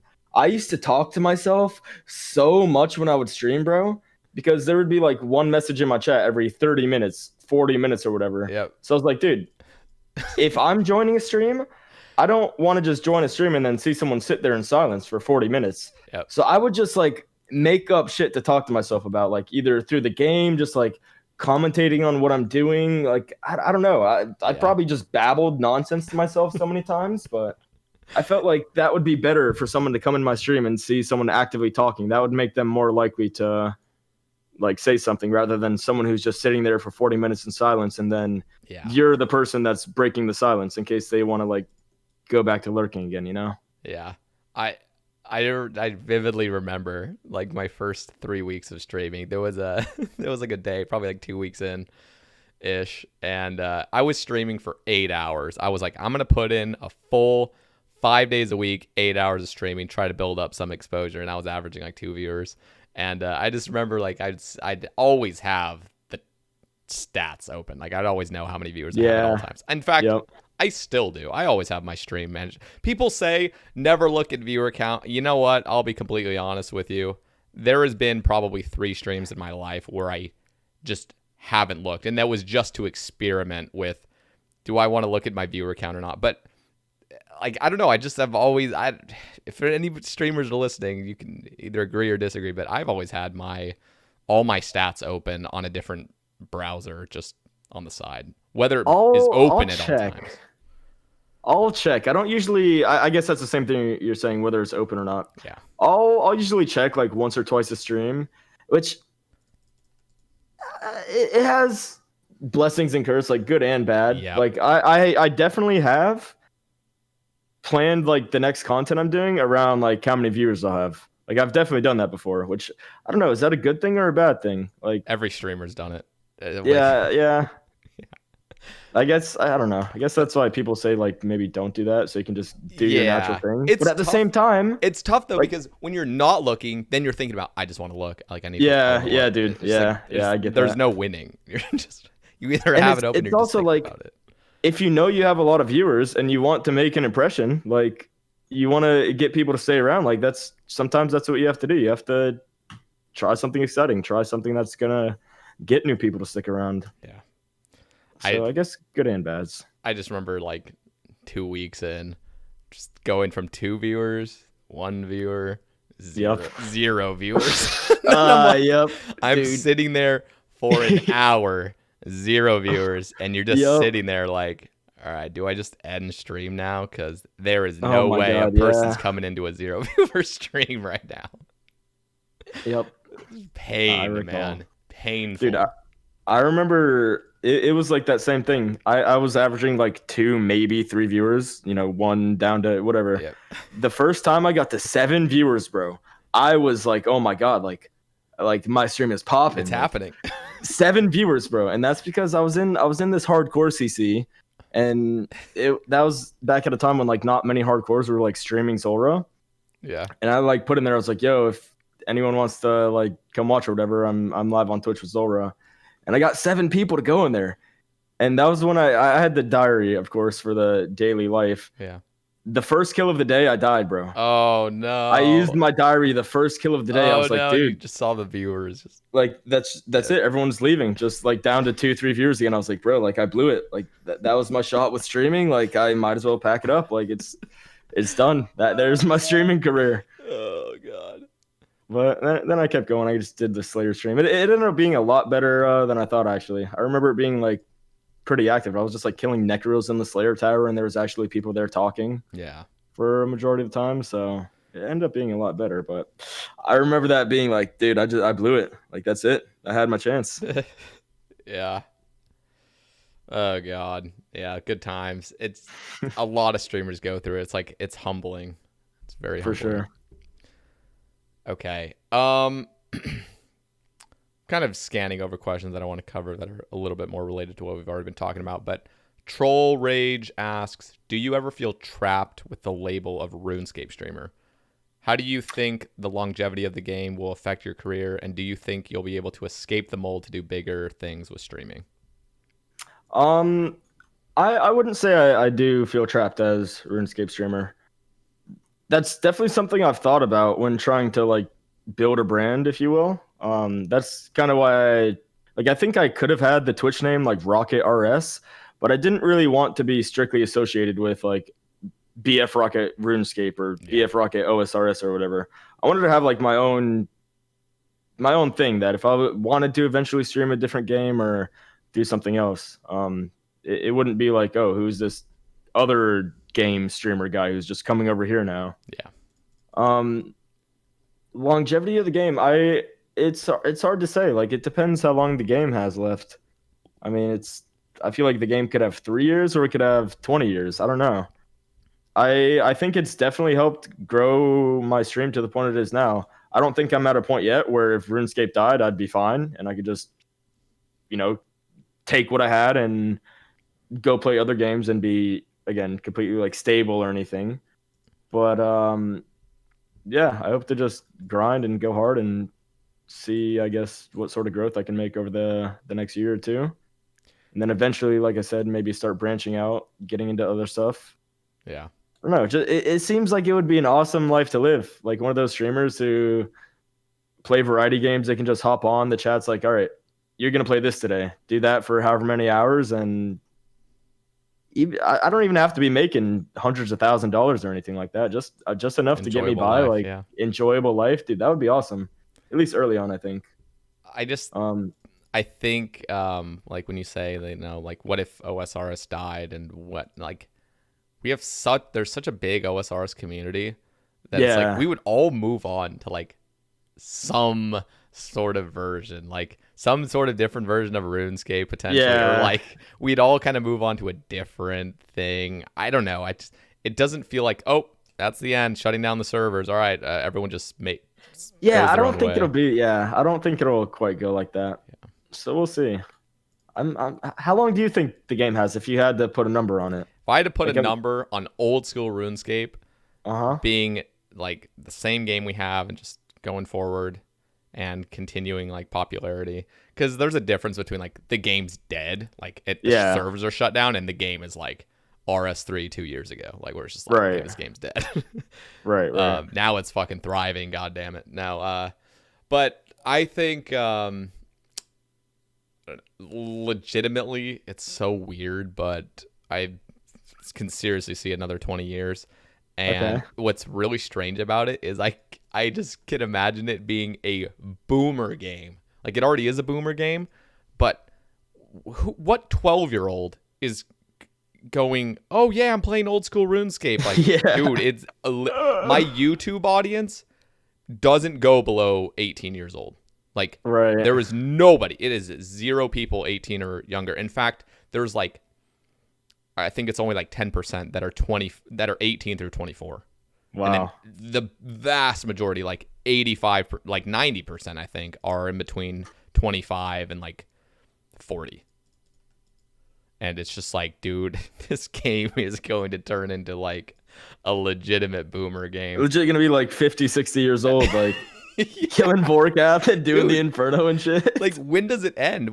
I've said this on previous casts. Like, when does RuneScape truly end for us? Because I always thought, hey, when I become an adult, like as a kid, when I become an adult, I stop playing video games. I go work a job. I go have a family. It's like, dude, we're all still playing video games. And like, Yeah. when does this end? Because we're the first Bro, generation with it. if you asked me if I'd be 23 still playing RuneScape, I would say hell no. 5 years, or maybe not 5 years ago, but like maybe 5 years ago. Yeah, like in high school, whatever. If I was like, dude, would I still be playing RuneScape then? No, hell no. Yeah. But I mean, I don't see myself stopping anytime soon. Yep. So I feel like it does have longevity. Again, unless the server is just like shut down or something Yeah. drastic happens with like Jagex as a company. But I think it has a while. Yeah, I agree. Now, will the game still can grow or decline? Yeah, that's kind of where I was saying like 3 to 20 years. Like it depends. Like if we get zero new content in 3 years, I could see. I feel like there's a lot of people already, just like going to try RS3 and different games. Yep. So, like, how many more people would we lose by that point if we didn't get anything? Again, that's kind of pessimistic to say. 3 years, nothing. I'm sure we'll have something by then. Yeah. We'll get Raids 3 by then. I believe. Yeah, it could be a decline, it could be growth. We'll see, but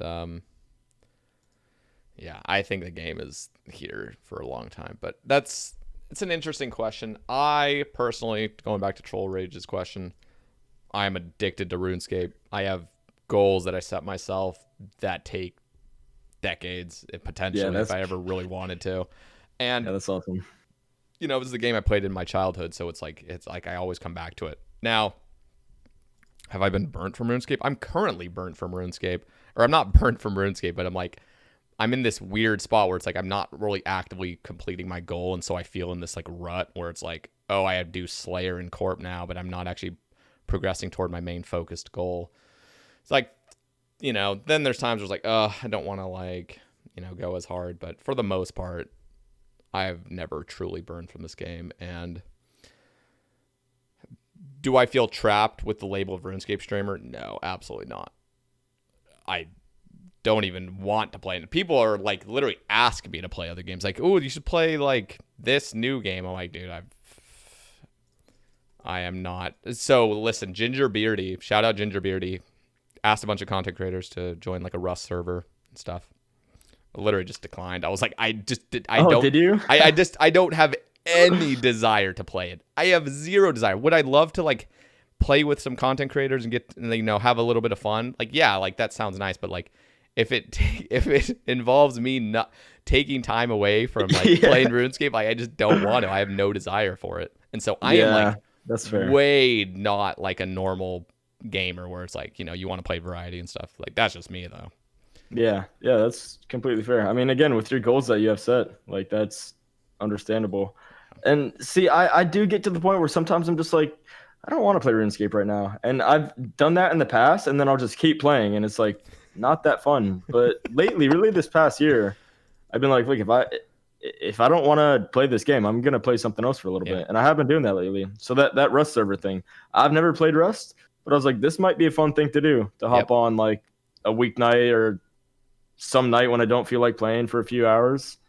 Let's try it out. Yeah, and I love to like watch different content occasionally. Like I mainly watch old school RuneScape content, but like on Twitch, I'll definitely go check out a old school RuneScape streamer that's streaming something else. And I'll go like say hi and see what they're kind of doing. No, I have zero familiarity with the game, Right. but it's still something I enjoy. Okay, let's take a short break. I need to pee. Gonna Okay. turn Sounds down good. my AC a degree, and we'll be back in about a minute. Sounds good. See you in a minute.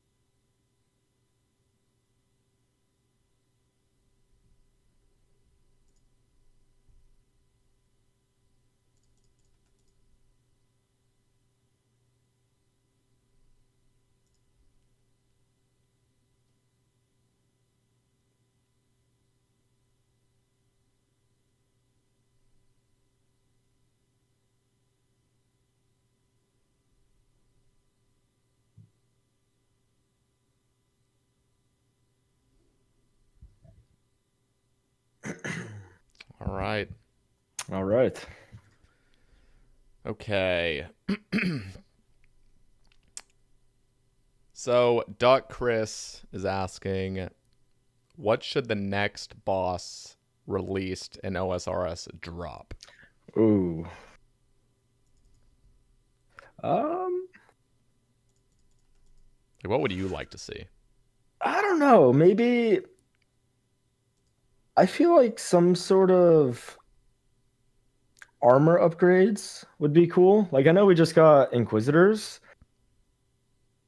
but I don't know, maybe like some sort of attachment to Armadillo or attachment to Bandos or something to boost, I guess, better range gear or melee gear for like strength bonuses, I guess. Although I guess then comes in power creep, like, oh, we already have so much range strength, we don't need T-bows to be hitting harder. But yeah, I guess power creep aside, I feel like some sort of new armor sets would be cool. Mage weapon, maybe a mage, new mage. Want that? I want that wand. I don't know if you heard about it. Yeah, I heard you talking about that wand. That does sound really That cool. two Two tick tick wand, wand. man. I Yeah, that'd want be that. sick. Something like that would be awesome. I think for in terms of melee like weapons, I think we're good for now. We have blowpipe and T-bow. Yeah. Don't really need a range weapon, but some sort of mage weapon, and then maybe like melee strength. Maybe like glass cannon armor, which kind of what Inquisitor is, but armor that has super high strength bonus, but like literally zero defense. So you have to flick everything perfectly. Something like that might be kind of neat, I but I think, don't know if needed. and I'm always kind of brainstorming ideas. I literally am such a nerd for this game. I'll stay up at night thinking of ideas for the game. Just fun for me. Thinking of things that are like balanced. But what I've all not always wanted, but I always felt like ballistas weren't good enough. Yeah, They're I good agree. for PvP. I think they're very balanced in PvP. Probably, I'm not a PvPer, but I think what would be cool is like an attachment to a ballista, like a raids 3 reward that's an attachment to the heavy ballista or something, and it makes it so if you're attacking, let's just say a 2x2 monster, you get like a double javelin effect or just something Oh, like that where it's like, okay, this actually becomes pretty damn good DPS, but it can't be abused in PvP, because I feel like that's always the issue is like, oh, is this balanced in yeah, PvP? Is this, yeah, yeah. I feel like I'm bad about thinking about like new items and stuff to want with like from like a balanced mindset. Yeah. Like I'm just like, give me something that's gonna hit big numbers. Yeah. But that would be cool. Yeah, maybe I don't know. Maybe make it shoot a little bit faster or something. Yeah, something that could, and it could be a niche, so it's like similar to the scythe where it's like it's good against bigger monsters or something. Right. Right. Yeah, I Or like that idea of the like the 2x2 thing, 3x3. the Dude, other imagine cool going to Arma. Is Arma 5x5? probably, or I think it's 4x4. Maybe it is Um 5x5 though, because I think Grardor's 5x5. I can't even actually. I don't even know now. Is It's Grardor yeah, 4x? Kree's 5x5. What? Guardor's 4x4, I wanna say. I know Zami's 5x5 also. Maybe they're all Maybe. Guardor's Okay. 4x4. And Zami's 5x5. But imagine a ballista that shoots five things for a thing that's 5x5. It's Yeah, like that'd be one hit Arma. disgusting. No, but the other thing is, you know how like bolts have their own enchantments. Yeah, I've yeah. always wanted javelin enchantments. Yeah, that would be sweet. And obviously, you could really only do like nobody would ever use them with the lower tier javelins. Like everyone would just use them for the dragon javelins or rune if you're an Right. Iron Man. But like, I don't know, something that kind of gives that the javelins a little bit of love for PvP. Again, this probably won't happen, but Jagex had mentioned in a poll like a a rebalance when we were talking about rebalancing, and they were saying like they could come out with new range types, blunt, piercing, and like magic Yeah, style. yeah, I saw that. I thought that was so cool. It is insanely like it would be such a huge project, and there would be issues with it, like guaranteed. But just if everything was like perfectly balanced for it, that sounds so sick. Yeah, and they could add because then they could add new range weapons like a crush range Yep. weapon and a slash range weapon. Yeah, like That would be awesome. yeah, like they could. There's just so much more potential instead of just being range. Right. So I don't know. I think a little attachment to a ballista would be pretty sick and give those javelins a use. Yeah, that'd be because right now on an Iron Man, you're using a ballista for like nothing Yeah, really at yeah, all. it's literally useless. I use it at Giant Mole. It's actually if you don't have a T-bow, it's not the worst thing to use dragon javelins with a heavy ballista against Giant Mole. Have you tried Elder Mall there? Do you have an Elder Mall? At Mole, Yeah. uh, no, I haven't tried it, but yeah, I have all raids items. I just have none of the cosmetics or pets. Like I don't know like kills per hour how it would be like compared to other stuff, but I mean you have Tebow now, Yeah, but T-bow's dude, I used to use disgusting Elder there. Mall and it was not much worse than Tebow, honestly. Imagine with full Inquisitors too. Yeah, oh yeah, I was using Melee Void back But then. but isn't or I don't know the defenses of Giant Mole. All I know is I'm pretty sure it's weak to stab. Is it? Oh, is it? Yeah, I think it's weak to stab. I think that's its weakness. I don't know what its bonuses are. Yeah, that sounds right. T-bow's gonna 100% be way better. Oh I could yeah. just Oh imagine. yeah. But yeah, if you were, I always kind of like testing things out. It sucks that there's always like the hardcore meta. It's like this is the meta, like, Yeah, and yeah. everything else is just shit. Yeah. Same with Vasa on that note. If you've never tried an Elder Mall on Vasa, I I've heard I've that. done a lot of like one crystal Vasas with an Elder Damn. Maul. Like it's actually good. Like not even joking. Who It's not was just like oh I got lucky once. Like was that it's BC Guppy report? Because I was talking to somebody. I want to say Adicon maybe, but it was yeah, they were talking about how like you can literally use an Elder Mulligan's Volsa. It's disgusting. yeah it's weak to crush. And when I got hacked for the bows that one time, I was like, well, am I gonna blowpipe this or am I gonna be lazy and just whack it with a Maul? And turned out the Maul was pretty damn good. That's sick. Yeah. I don't know. There's so many options for new stuff. What I don't want to see, however, is Inquisitors, except now it's a slash variant. Yeah, It's just like, come yeah. on, man. Like I know, Especially if it's like the same bonuses. yeah, it's like you're filling it's like, yeah, you're filling a niche maybe, but it's like this is so Yeah, it's kind of just boring. like copy paste for slash now and then Yep. for stab. What do you kind of back to ammo? What do you think about like amethyst darts or different dart type? I am okay with Amethyst darts. Now, I have not heard an opposing view because I need to hear both sides before I make like a judgment on it. But personally, I don't see an issue with that. Do you think they would be somewhere between Rune and Dragon? I guess that would be like the only Yeah, sensible place. I think because I think the update is making it so Dragon's like pretty damn. It's like significantly better than Rune. I could be mistaken, Yeah, but yeah, that sounds right. as long as it's in between Rune and Dragon, and preferably a little bit more closer to Rune than Dragon, Yeah, I think that'd be a I would good. agree with that. That would be sick. Yeah. I would like to see that. That'd be awesome for like trying to speedrun Inferno and Irons. Yeah. You can't just buy a million Dragon Implings. Yeah. I also have always I thought it would be cool as if they came out with I must have talked about this on a ramble or really early cast, but some new dragon. Like I was thinking of even like a bone dragon or something where you kill them and all you get is like these bone fragments that you can chisel into arrow Ooh. tips or dart tips and they're just drag. But that would be its niche. It's not like it's gonna drop a bunch of other good shit too. It's just like no, that's what Yeah, it's used for. It's a grinding for ammo, and you can do no, this. I think that should be a thing because like Dragon Ammo on Iron Man is I mean I guess maybe that's catering towards Iron Man, but like Oh, it definitely is. But it it, have you it should be seen the more Iron Man accessible player than it base? is. Player base is Yeah, nuts. Yeah, exactly, dude, exactly. Like it should I don't know. It should be more accessible, I think, Dragon Arrows and Darts because there's people that I don't know, you go do like Corrupted Gauntlet for a few Dragon Arrows. Like if you want to grind Inferno on an Iron Man, good luck. I spent way too much money because I had a bunch of dupes on the iron that I could just drop over. I spent way too much money on buying Dragon Imp scouts, which I don't even know if they do that anymore. I'm sure they do.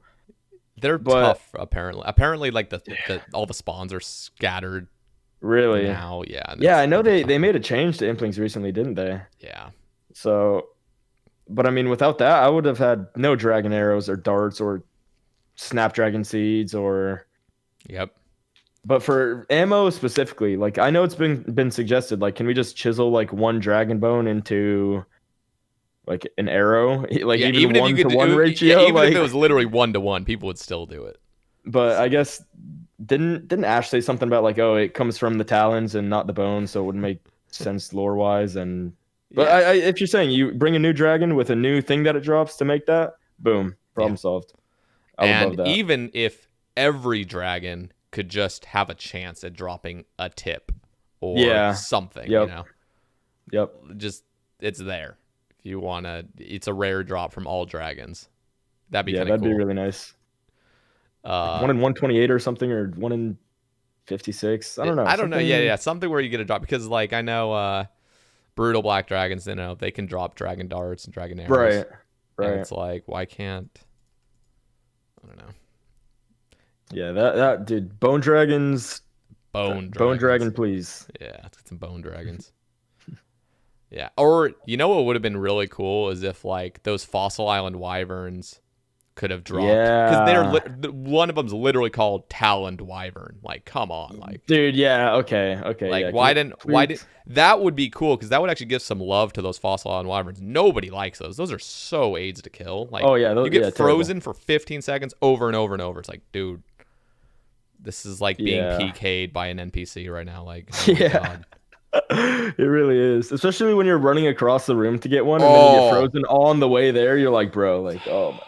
I it's have to wait this painful. out. And then like there's one literally a tile away from you. That one doesn't Yep. aggro you. The one Oh, across yep. the world Yep. aggroes you. Yep. Dude, what are these aggros? Like fix this place. Yep. Yeah. I'm just glad I got my Wyvern Visage. But what's really sad about it is like now that I have it, I can't even use it because now there's no point to go back. It's like, god damn it. The Yeah. one use of this shield, and besides it's great magic accuracy, but it literally prevents being frozen, and now I don't even use it. Yeah. So God. yeah. It is a cool shield. I really am It does look glad I got super lucky cool. on it. Maybe there'll be a dragon boss or something. Another dragon boss, I guess, that needs it That eventually, would maybe. that would be a great rework to Fossil Island Wyverns if that was where you could get like a farmable sort of dragon tips for stuff. I Yeah, think that'd be cool. yeah, even if it was only like you said, specifically there, not Yeah. other. Even if it was just the Talon Wyverns, I mean, it'd be nice probably to have them all so Yeah. people can be spread out. But They got yeah, I they like got that idea. huge ass talons if I recall correctly. Though those things are scary looking, so they I lore like that wise it idea. would work. Yeah. Okay. I can't even remember what we were talking about, but anyway. Orezer asks, with the lack of end game updates, we're kind of going back to what we did before the little break we took, but he's asking, with the lack of end game updates outside of changes balancing and the influx of mid game updates, do you think the game is dying or growing? It's hard to say. I guess I can speak for, I guess, just the people I see in like the high level community, like starting to go on and play other games because they haven't. There's not like much new content, but I guess you only see the people who are really leaving, right? Like Yep. a lot of people who are staying and playing, like you don't really Mm-hmm. like they're just still here. We're silent.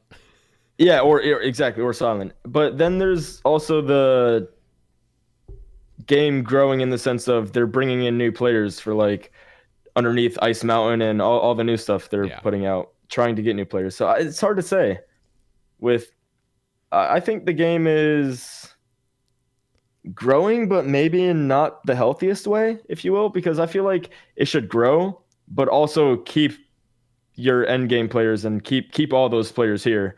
It shouldn't be growing with new people who might just stop playing in 1 or Yeah. 2 months because they get tired of like chopping trees or something. So it's hard to say. I think Ash said the clan rework's coming out this month. Yeah, So yeah. probably in the I next saw 2 that weeks. recently. I think that'll be a really big update. I'm so excited for that, which means we're getting really close to. Well, I'm not personally excited for Group Iron Man. I don't. How do you? Okay, that's a good question. How do you feel about Group Iron Man? So this is actually something I was going to ask you too. I feel like Group Iron Man had a lot of hype around when it was like announced at like RuneFest 2 years ago. I feel like a lot of that hype has died down, and I feel like it might be more of like a. This is a very negative way of seeing it, but I feel like it might be more of like a short-term hype type of thing, because I feel like a lot of people like that was at a time when they were done with their first Iron Man or whatever. They wanted to move on to something I think a lot of other people are just experiencing a lot of different content through just making like more accounts, like new hardcores or a new Ironman to do this. It kind of goes back to what Tedious tweeted that one time. There's so many different ways to play this game, even without new content, and people are like playing it on those different ways. So I feel like Group Ironman will be a lot of the same stuff. And for me personally, I feel like it would suck to have a group where you're four people or whatever, just say four people, and then two of the people get burnt and they go back to their regular Ironman or something. And Yeah. then you're just like, okay, You what, all what do we, burn. Yeah. yeah, then you all burn. It's like, how do you see it? Do you think it'll be like a short term hype type of thing, or do you think it'll have longevity with people like sticking to those accounts? It's just in such a weird spot where like a lot of the high level players just don't even want it anymore, but Yeah, they've already promised it. And so if they don't yeah, come out with it, there's guaranteed a huge group of players that are going to be so pissed if they just cancel it. yeah. It's a really And tough. so they're going to come out with it and it's going to be a shit show. It's going to take a lot of dev time working on all these bugs all the time. Yeah, And I I don't even know. It's as a I'm just looking at it as like a content creator standpoint. It could be fun for a month. see, And that's what I see. I see it being fun like a DMM or like a league or exactly. something similar to that. And then after that, like, okay, like, See, this is the weird thing. I was talking to Husky and I said it would be cool as if you guys made a league that was Group Ironman to almost test out Group yes, Ironman. And then he said the opposite. He said he would want to do Group Ironman first, work out all the bugs, and then do a league. I'm like, oh no, really, oh no, like that. I huh? but who knows? I'm not a developer. I just think Yeah, it would be way better to give it a trial run almost in a I league. agree because it would be like all the fresh stuff to where if people are like If people having wanted to continue, then they could make it into the real game. But I feel like most people are going to burn. exactly, and also with like boosted experience rates and different stuff, to like, oh, this group Ironman shit's awesome. Like we'll stay around for a month. It's the league, and then like you said, afterwards, it's like, okay, I like that concept of having to obtain items with other people, having one person do the crafting, one person do the herb lore or whatever. Yeah, Yeah, I don't know. We'll see, but it's tough. I see it being like a short term hype type of thing. Yeah, I agree. Like, more information is released on with like more incentives rather than just going and trying to get all the gear that everyone's gotten their own Iron Man, you know? Yeah. Okay, we got a huge question, but beforehand, I want to go into Ari's, and he asks your favorite OSRS memory. Oh man. OSRS, so not back in the day, your Yeah. childhood. But Um First Infernal Cape was pretty cool. yeah, it First was pretty nice. Probably first Infernal Cape, dude. That was awesome. Like I just felt like I was one of them now. Like I just felt like I was inducted into some club. Like Mm-hmm. probably first Cape. I mean, first Tebow and everything was cool, but Cape is it feels like you earned it, you know? Yeah, because Like you did. you get your own. You don't just get a lucky drop. Yep. There's so many though. Honestly, so many. But if I had to pick one, probably Cape. I think, yeah, it's tough to say. I would say my favorite memory, as in kind of like a an experience, would be playing my first hardcore. Okay. I was unbelievably addicted. Like first 3 days of hardcore, I started on the minute of release. Oh, really, dude? That's awesome. Dude, I had 4 streams popped open. I was working at home. I was working at Target, like at this warehouse, working 12-hour shifts over the weekends. Like I do 3 12s, and Okay. then Group Ironman came out on Thursday, and so I had to go work on Saturday, Sunday, and Monday, and I played the first 2 days for like 20 hours straight. Like Damn. 20 hours, slept for 4 hours, 20 hours again. And then I went to work and I was miserable. I Oh was my like, god. dude, all I'm thinking about is going home and playing. I don't care about life right now. I want to go home and play this game. And so on that Monday, or okay, so I worked my 3 days, and then I had a 4 day break where I was just grinding again for like 18 hours a day.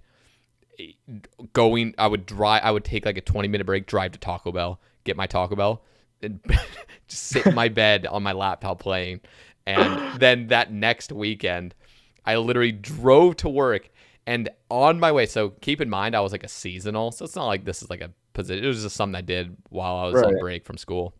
Right. And I went to work, and on my way there, I'm driving. I'm like, dude, I need to drive home right now. Like, I cannot go to work right now. I need to play RuneScape. And so I drove. So I had an hour commute there. Oh my God. And so the whole car ride, I'm like, sucks. I have to work here. And then it was basically like drive an hour, work for 12, have a lunch break. It was basically a 15-hour ordeal. So you can't even play for 3 days straight.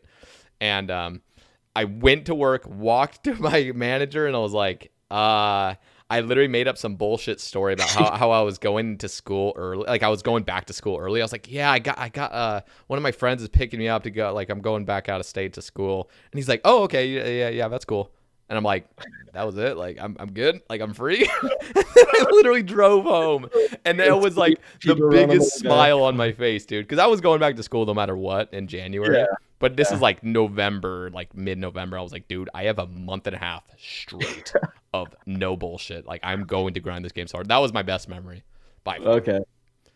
Also, another one would be Twisted League. The first few days of Twisted League I played, that was a lot of fun. Because everything was just super fresh. Like, no one had any idea what they were doing. Yeah. That's probably like that's a runner-up. There's so many that I could think of, but I remember the feeling of the first few days of Twisted League, like wanting to wake up and like log on and go get my 50 points from doing this, or like that's awesome. Whatever. That was fun. That's so cool, and it's cool to know we can still have that.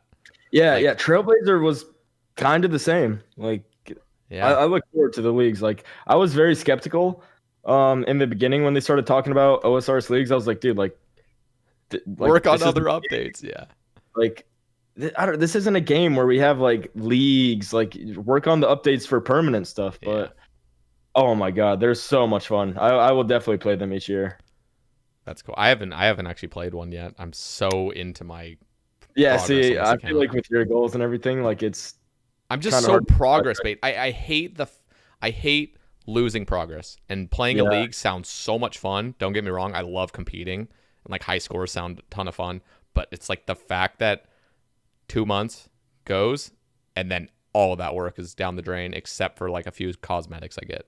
Yeah, I completely get that. Just how my mind works is tough.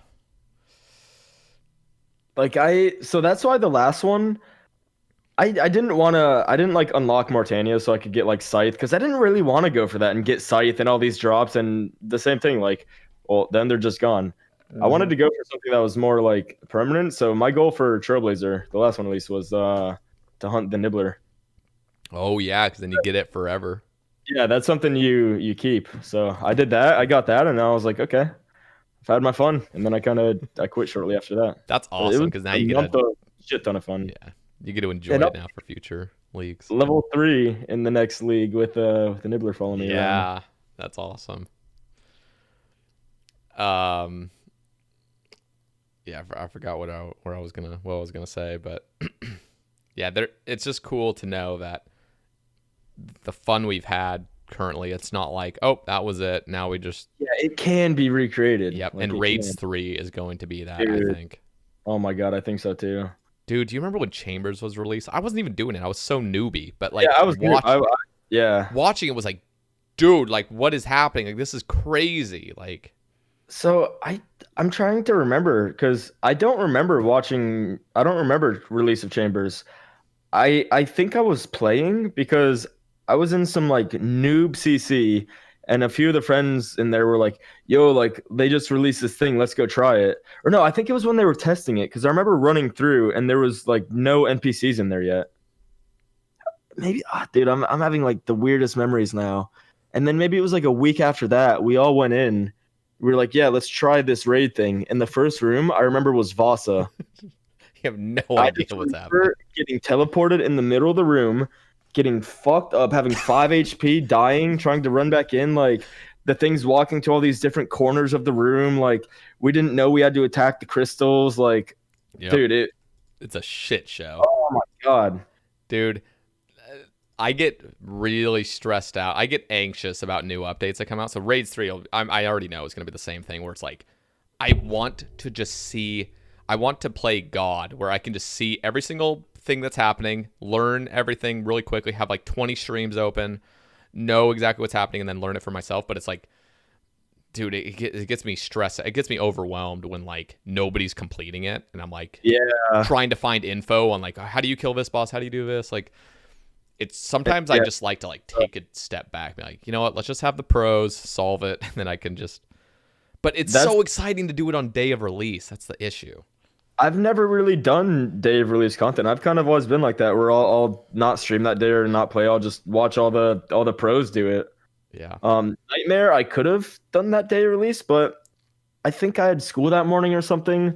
So I didn't wake up like at the 3 a.m. or 4 a.m. that we have to wake up for US if we Yeah. want to be on the dot, whatever it was. I remember I woke up like 2 or 3 hours after the update. I like made my way to class and I was watching on mobile. I was watching like Sickner do it, I think. And I was just like, dude, this it doesn't seem that amazing. I don't know. So I didn't Yep. that was the one content that I had a chance to do on release that I just didn't really, I guess. Tob, I was too newbie. Inferno release, we talked about that. I was like killing green dragons back then, basically. Yeah. Chambers was even 6 months before that, and so Yeah. that was just, I don't know. It was an exciting time, but I think I don't know how I'm gonna feel about Raids 3 because I'm gonna still already have my other goals, and maybe sitting back for a week.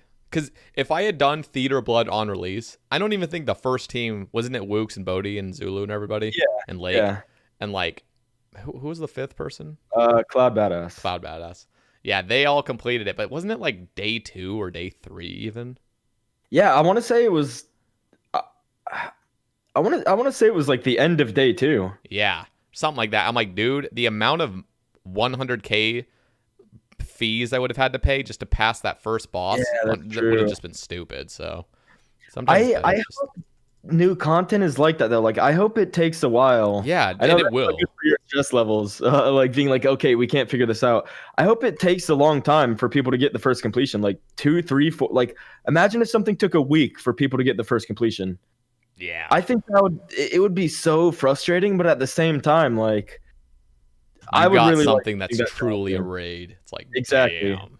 Like I want something Inferno level difficulty. Yeah, Like having to learn Inferno for the first time or learn solo chambers for the oh my god, I don't even want to talk about learning solo chambers. Fuck. that was That ass. that's the most mad I've been at any game ever. The most frustrated I've been at any game ever, bro. Yeah. Learning solo. No, I imagine it was bad, dude. It took me so long to comprehend what was going on. Yep. But then when it clicks, most rewarding thing ever, dude. Oh my god. So addicting. Just like doing 4-to-1 and like setting stuff up. You're not getting tellied across the room every 3 seconds. Yeah, Bandos tick eating. I'm not an expert at it, but I got it down, and it is so extremely satisfying when you're pulling it off correctly. Sitting like 2 HP at Bandos, and you're just calm. You're just like, Yeah, I never got to that point where I could tick eat like that. I was able to I got to the point where I could tick eat like a few attacks here and there, but if you did like 3, 4 range attacks in a row, like I was definitely dying. oh, dude, yeah, no, it gets like overwhelming if you think about it too much. It gets overwhelming. But Yeah. if you're just going into it and just like chill, oh, it is so rewarding, so satisfying. And one thing I'm currently trying to learn, eventually I want to go back to Sarah. Who knows when that'll be, but I would love to kind of camp Sarah, but I want to get to the point where I can do the Latius flicking. So Latius is just a fucking god. Dude, yeah, he's one of the first people I watched when I was getting into PVM. Oh, he's He's so a good. beast. So I was watching one of his Sarah streams, and he would flick the minions doing like the one tick, where it's every other tick flicking rigor, and then getting every other tick just the one tick. And I was practicing off stream or just on my own time because I was literally watching his VOD, and I'm like, hey, how do you sometimes you look at people doing something, you're like, what is going on? Like what is going through your brain to I feel like especially bandos. Like learning bandos flicking. But like all that shit Latius is doing with like flicking rigor and stuff in between the Yeah. blowpipe hits and keeping the 5 tick cycle with the minions. Yeah. My brain has a hard time Dude, comprehending that. it does. So my brain struggles insanely initially, but I actually now understand. Like I understand the concept. It is pulling it off at Sarah. So like 3 days ago, I had a Sarah task from Konar. Amazing. That is like the best thing to get is like a god, like getting a Bandos or a Sarah task. Oh yeah, I So bet. fun, and you're just literally 5-shotting Sarah. But yeah, I was practicing it. But when you're in the moment, it is so. It's like playing the piano in public. Right. I would like learn like a song on the piano. Do you play piano? I don't actually play the piano, but I know enough about music that I can like learn a song. It takes hours and hours to learn a simple song, but I can play it So on my own eventually. But I remember trying to play it in front of a few of my friends, and I just choked. Like I couldn't do it in public when it's actually like, okay, perform. Like it's the right. same thing. I just choke. So, but No, I thought like I always thought just watching like tick eating aside, just watching people flick bandos, because I had always done the noob method where you pray melee, you hit bandos twice and you step under. yeah, You're just tanking everything. You got your Carol's top on. yeah, I'd always done that, just getting 1 kill trips, maybe 2 kill trips if you're lucky. Sometimes no kills. Going from that, then learning just how to flick and just be so in control, dude, that's got to be one of the most satisfying things. because I was exactly the same way. I got my BCP and Tacids through the 2-hit walk Yeah, under. same, dude. And then I was like, Same, you know what? I'm done with this. I've completed the Inferno. I got some confidence. Let's go learn something. same, dude. Yep. And I've now developed kind of a love for like learning new things. And That that, was yeah, learning that flicking. That was another one of the big reasons I made this new hardcore, because I never did the flicking on a hardcore. I only learned it after that yeah, account died. So I was like, dude, I have to do this on a hardcore. This is just yeah, the most satisfying thing, to be so in control and knowing exactly when you're gonna take the range damage. Like, yep. oh god, it's awesome. It's really nice. The Sarah flicking, just I feel like the best part about God Wars flicking is the minion part Yep. afterward, where you can do the 5-tick cycle with the piety flicks or the rigor flicks. Yeah, exactly. I want to get the Sarah thing down. That's like why I'm kind of like, ooh, I kind of want to do some Sarah just to like practice it, because it's watching Latius do it, it's like, oh, you're just like Yeah, dude. gotchi gasming, just like it's Yep. so nice. But anyway, So yeah, Sarah was the first God Wars boss I learned to flick. Just the standard, like, I mean, that's the first, I guess, boss in general I learned how to like switch my prayers at. Besides yeah, like Zora, when we're talking about like getting into higher level methods, I guess God Wars specifically, but not just sitting there and praying one style running around the room. tanking, Like yeah, learning an actual sequence of switching your prayers every 5 ticks and not missing attacks. yeah. That was like one of the big things that got me to enjoy like higher level PVM. Yep. And I think one of the coolest things I learned over time through PVM is learning to not miss ticks. Yep. It is it makes a world of difference. Huge. When I first started Sarah, for some reason my brain was like so set on touch every corner. Dude, Like yeah. I was t- using my crossbow on accurate. like Like touch I every yeah. yeah, touch every I was doing the exact same shit. Missing like 4 ticks every second attack, missing 4 ticks, just waiting until like Sarah gets a little closer while you're camped at the corner. Like Yep. what am I doing? Like why couldn't my brain just comprehend like just attack every 5 ticks? Like you don't need to touch the corners. There's nothing telling you to like. Yep. It's weird. So now I see, people that are kind of getting into PVM the first time, and I see that I'm like, that's exactly what I used to do. And it's just like it's like a process. You can't backseat game them and tell, oh, do this. Like it's like a learning process. Just takes a couple years of like doing PVM to realize, okay, maybe losing ticks is actually a huge DPS loss that I never really understood. Yeah, because then once you learn that, you just like implement that into like all the other PVM you're Yep. doing, and just goes a super long way. It's like learning a song. Like once you learn how to play that song, you can kind of just like repeat that Yep. process. Yeah. I don't know. It's really cool. How this game works is so different than any other game where it takes years and years of like playing it to start, Yeah, I really like getting the better. tick by tick system. Oh, it's so addicting. It's a rhythm Ha- game. exactly, it really is. Really is. All right. Reed asks, shout out Reed, Shout out Reed. what is the best PVM content in the game? Uh, I mean, so I'd say it's between Inferno and Chambers for me. I would say like Inferno if you're looking at like just Chambers in general, but I would say solo Chambers if we're talking about solo.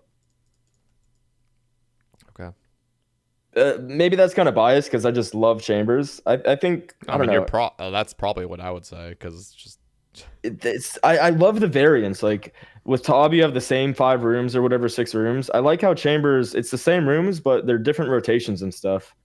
And you can have like a thieving raid, or you can have like a rope crabs raid, or this raid, that raid, a big raid, a small raid. I'd and probably there's say no yeah, and there's no like dealing with kidding teammates. yeah, exactly. That's Like you huge. can or you can't. Like either way, like you're gonna have the same chance of getting a drop if you're playing the same way, you know, Yeah. for the Yeah. most part. The other nice thing about Chambers is just yeah, it takes a while to get a purple sometimes, but at least it's not like nightmare level. Like Yeah, and I- at least you get good drops on the side too, dude. yep. Like the herbs on this account, like bro, I don't have to do any herb runs Oh, like it's ever. disgusting. Dude, I watched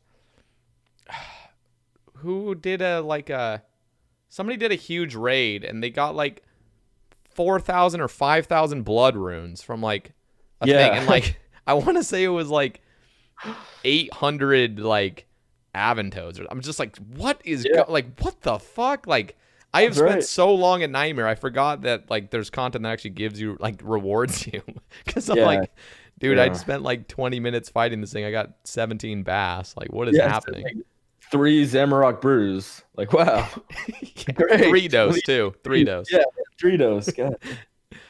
Yeah, but seeing that and like getting a purple is like, maybe I don't know how long it is efficiently, maybe like 12 hours or something. Yeah, something like that. But yeah, then you go to Nightmare, it's like 35 hours to see Is one it drop. really 35 hours per It drop?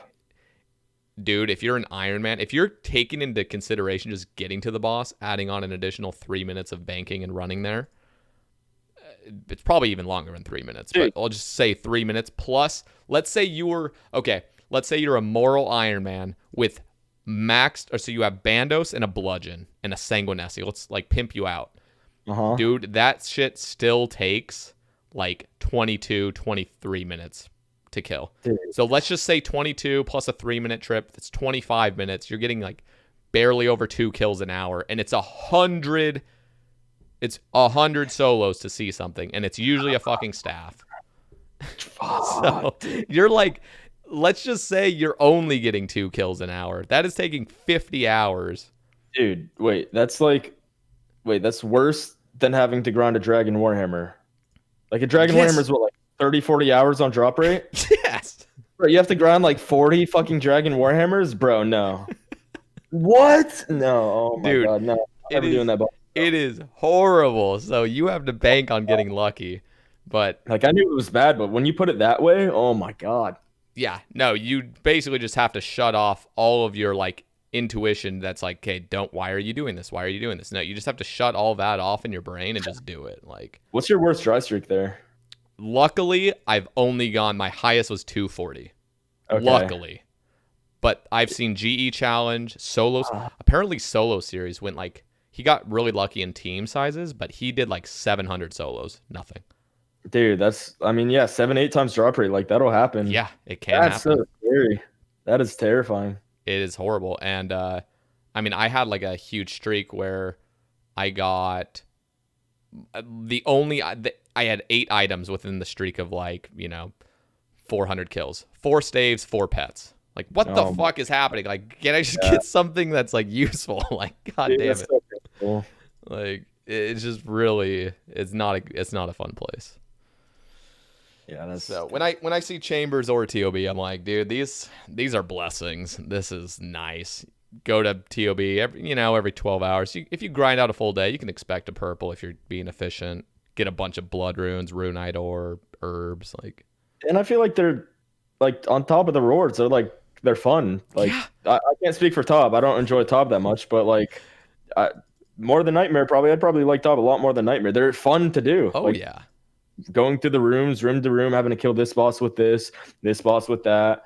Like do this thieving, do the Yep. crabs. Like then you have the Olm fight at the end. You get to do 4-0 and all that shit. Yeah. Seeing a drop at Nightmare though, to give it a little bit. So just, help a Nightmare out a little bit Yeah, here yeah. is when you see a drop and it's a pink text on the ground, Bro, I bet. like, Yeah, I bet. dude, seeing that harmonized orb, that first harm I got, oh my god, dude, I didn't even know what I was looking at. It was just this blue sphere that had pink. It looked like cotton candy. Like, Yeah, just yeah. You're like like, bro, what is spewed on this? the ground. I'm like, oh, like, and then you realize, oh, I can't even use this unless I grind 200 mil Winter Todd. Like, oh god. Yeah, yeah. That's the problem too, isn't it? Yeah. That's pretty rough. Yeah. Iron Man at least. But I will say drops hit a little different. You see that Inquisitor's Halberd. That was my first armor drop, Inquisitor's Halberd, and just pink text sitting Yeah, there. just seeing that Inquisitors on the ground, I can imagine. Oh, I still have not seen the mace. Like, dude, that mace is going to hit so good. Oh my god, yeah. So good. But yeah, we still got a while. Hopefully not. Yeah. But Okay. Let's see. I'm scrolling up here. Oh wait, yeah, that's why I didn't scroll up because there's a bunch of weird stuff. Okay, Uncle Bitches asks thoughts on cat girls. oh, we'll save all the cat girls for Mr. Uncle himself. Nothing against him, but the more the merrier for Uncle, right? Yeah. All right. What do you think about the polling system? Should it be removed or kept in the game? Personally think after all these years, the devs should have a picture over what is controversial and what isn't, in my opinion. The community has grown a bit too entitled to updates nowadays. That's what Hobbit's asking. A blade. Okay. Yeah, I agree. I do think there should be some or more of restrictions. Like I saw someone put in one of the other comments, like, yeah, in the CM changes, like there were like 35,000 people or something who voted specifically on the CM changes, but there was only like 10,000 people on the high scores with 10 CMKC or more. So yeah, I do feel like you should have to have some sort of experience with the content. But then it's hard to say because what if people have their other accounts? They're playing a pure, like they've done CMs on their other account. I mean, I guess vote on there, but and then I'm sure there will be people who do have an understanding of what's going on, but that just haven't done the content themselves. So it's hard to say, but I do think there should be more of like you need some sort of requirement to say you know what you're talking about when you're voting on this. Yeah. I don't know how that can be put into place, but it's tough because democracy is great. Everyone has an equal voice. I think that's great. I really feel like there should just be more of a culture that's like, if you don't do this content, like this is obviously impossible to implement, but like if we could kind of get to that point where we almost have a culture in the OSRS community of, if you don't do this content, just click skip question. Yeah, like, just like click system. skip. Just click Yeah. skip. Like honor system. Yeah, I agree. and there are voters like that. And yeah, I shout out. But I personally think a great thing would, let everyone have their own voice and have it equally weighted. That's totally cool. Because I would hate it if it's like, we're going to come out with a brand new PvP content update that's baiting people into the wilderness, but only PKers can vote. Have you killed, or have you been in the bounty hunter worlds for the last 30 days? Like, what the fuck? Like, I don't want this. Yeah, so, see, it's hard to... So give people the same vote, in my opinion, but I think those player councils are amazing. I think getting a council together for every kind of group, it's like, okay, here's like the PK council, here's more PvP, like here's like PK, here's PvP, here's one defense, here's a UIM, here's the high level skiller Ironman, PVM Ironman. Like, get all these groups together, and then have discussions in Discords before things are even sent to the poll. And like, I like that idea a lot. and I don't even think it would be that hard to organize. You would have to decide who's like qualified, but I don't think that would even be that tough. I feel like, I feel like the J mods. I mean, it'd be more work for them, but I feel like they. How would you decide like who's qualified? I guess I feel like the J mods could probably do that, right? Yeah, and I don't know. It just depends on uh I don't know, your own playtime. Yeah, yeah, And like, you're that's the reason we have these councils is like there's going to be different groups that disagree with each other, but then the J mods can make an informed decision before sending things to the right. polls.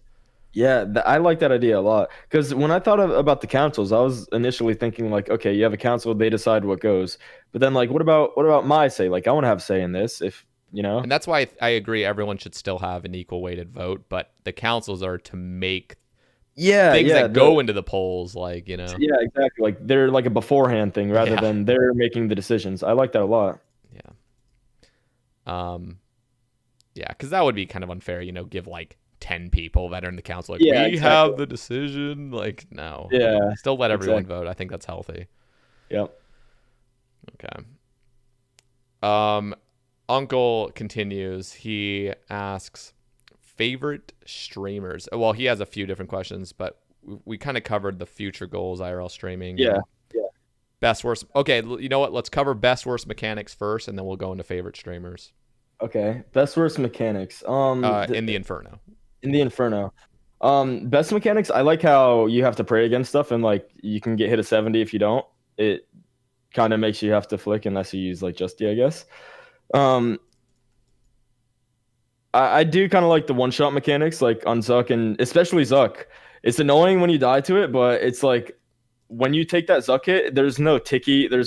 I mean, you've seen some stuff with like redemption, whatever. But that aside, there's no you're getting chanced. Like you just have to hope. You just have to pray. When you hear that sound, you're staying alive. I like that. It's like it makes you not mess up. Worst mechanics, uh, I think the bats, but not like I don't think they should be removed in that sense. I just think they're annoying as shit that they drain you and drain your run energy. But I just feel like that's part of it, and that's if I had to pick like a bad mechanic. I guess I kind of like mostly everything in the Inferno. But yeah, I guess that's the one that's the most pain in the ass, having the bats drain your stats and shit. Yeah. So is that update good that the bats are? Yeah, I don't think so. I don't like that. Like I Oh, feel like really? that's just, yeah, I feel like it's something that you should just like you that's just something you learn. You have to learn around. Like it's the same thing you have to learn the bats are 3 tick instead of 4 tick. So you can't set up a flicking cycle infinitely Yeah. with them. I feel like that's just part of it, learning to either keep them away from you or safe spot them so that they can't drain you and they can't drain your energy, either like freezing them or again safe spotting them on another monster or pillar or something. That passed though, right? I think it did, yeah. I I think think it everything did. passed. But I personally, I am not qualified as much as you and a lot of other Inferno people, but I thought it was fine if you pray correctly, which is hard to pray every time correctly anyway. Right. Yeah. Yeah. I do see that. I understand where it's coming from, but it just seems like it seems kind It's of unnecessary. Yeah, Like it's they're almost making like it they're just easier. making it easier, Exactly. Exactly. and I understand that as well. And I guess that's what I didn't like about it. But again, is that arrogant for me to be like, oh, well, I had to do this the hard way, so like you do too? Yeah, Like I don't always like that argument. So, yeah, but yeah, I think that one is kind of making it easier. It doesn't need to be, but I'm not super fussed up about it either way. yeah. Okay, Uncle continues. Favorite streamers? Favorite streamers? Ah, it's hard to say. I mean, I like the big streamers a lot. I've been watching a lot of Roydy lately. Twiddle Twix is another guy Oh who's yeah, a smaller streamer right now on the come up. He has a really, really good vibe in his community. Jimbo, Blowpipe, all the Inferno guys. Love Addy streams, Exacts. Shout out to Bodie always. I always love hanging out in Bodie's stream. Uncle, dude, it's like so many. It's like all yeah. the boys, all the boys. That's cool. So, what do you prefer if you were to choose being in a high populated stream where you can't even like talk, basically, like you can, but like the streamer is going to miss it 90% of the time, or do you prefer a lower kind of like smaller community where you can like ask questions? Like just I guess in Yeah, general, if you could choose one. I think I'd say I definitely spend more time in like the like smaller communities where you can like actually have a conversation with the streamer Yeah. and go back and forth. I think lately especially I like those a lot more because it's nice to like interact, and I don't know, it's cool to go in Bodhi stream and say like one message, but you're not gonna be able to have a conversation with the guy, you Yeah, know. no way. So yeah, I like being able to like conversate and meet new people and be able to have that back and forth. I agree. And it is nice going to like big streams, see what's happening and stuff. It's like Yeah, more of like exactly. Like say what's up, yeah. make an appearance, I guess. Yeah.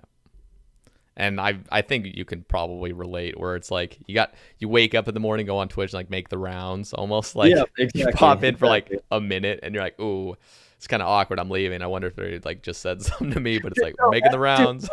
that's one thing I've always struggled with. I have to wait there for like 5 or 10 minutes after I Yeah. send my last message because I don't want someone to be like, "Yo, Rocket, so like, what do you Yeah. think about this?" And I just like don't reply. Like, dude, He's gone. that's something I've definitely. I wouldn't say it's like stress, but I get something that I stressed out of still it. haven't been able to get past. Like, I still wait there for like 10 or more minutes afterwards just to make sure. Yep. There are literally times like even today, before I called you, I was in whose stream was I in? God damn it. I'm not I how about I just don't even name the streamer, but I went into a stream, I was about to say something, and then I was like, you know what? Let's just hold off because we got like Yeah, 5 minutes until I'm about to call you, and it's just like man, dude, we might have even been in the same stream because I was thinking the same thing. Like, do I want to say something? But then I might get asked the question like 5 minutes, and I have to. then I gotta be like, I gotta dip. Yeah, exactly. Yeah. And I don't every time I don't want to be like, yeah. So I was just stopping in. So like, thanks. Like, see you. I'll talk to you Yeah, later. and I've gotten to the point where it's like I'm not gonna even say, all right, peace. Like I'm Yeah, dipping. Like I'll just exactly. leave because like Exactly. Yeah. yeah. No, I'm the same. Like, I don't want to have to say that every single time. Like, see you. Like, have our goodbyes. Like, Yeah, it's weird. yeah. So No, I can relate for sure. okay, Jimbo Blowpipe asks, how will you maintain discipline and hold yourself accountable when it comes to balancing your personal life, health, hobbies, etc., with full-time streaming? I think a lot of that will just come from like creating a daily routine and getting into that. Like, I definitely have. I don't know if it's like mindset. I wouldn't even say it's mindset, but I definitely know when I'm doing something too much or I'm like neglecting other factors that I need to not be neglecting. So then I'll like go to the gym and do whatever. I think now that I don't have school, like, oh, I have this, I can only play for this long, or I can only stream for this long, or oh, I can't go to the gym now because I have this assignment due now. I think being able to like make my own schedule and like wake up in the morning, which is what I've been doing, waking up, being active, going for a walk or gym, whatever, make some breakfast. I think just creating a daily routine will help out a lot in the discipline. How are you with routines? Just personal question, Uh, I guess. Sometimes I'm good, sometimes I'm bad. Like sometimes it really depends. Like it depends on the goal I'm working towards, really. Um, I can definitely do something like go super hard at it for a week and then be like, okay, I'm taking this day off. And then the routine's gone. It's like, okay, I'm taking 2 days off. And then it's like, well, I took those 2 days off. Like, Take the fuck week this. off. Yeah, exactly. Take the week off. But then there's also been other times where I think a lot of it is just having that end goal in mind, like depending on what the end goal is. And I think setting goals in general, rather than like doing something just like going to the gym, just being like, I'm going to the gym. Yeah. Like if I have a goal of a weight or a certain body type I want to get, I think having those in mind and then seeing progress towards those goals definitely helps keeping routines and like staying on top of things. I agree. Yeah, I think I used to be relatively into fitness back when I was like 21, 22. Okay. That was back when I was more active. I was like, this is before, Hardcore Iron Man came out. So, Right. But or this is around the time. But when I would actually be in school and I went to school out of state, I was living with a bunch of college kids and we'd go to the gym and stuff. And I was a lot more into it. And yeah, no, I think it's just being a streamer when you're sitting on your butt for 8 hours, potentially longer some Yeah, days.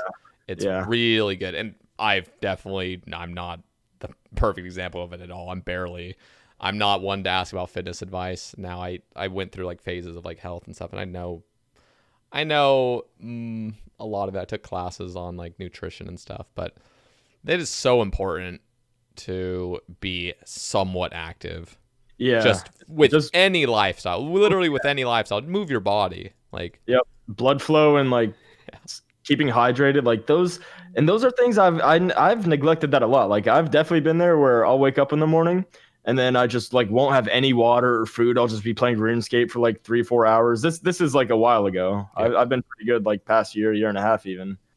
But there's definitely been days where it'll be like 1 2 p.m. and I haven't had any water, like no food. I'm just sitting there fucking like addicted to RuneScape. I'm like, bro, this is so unhealthy. Like I can't keep doing this. That's not good. yeah.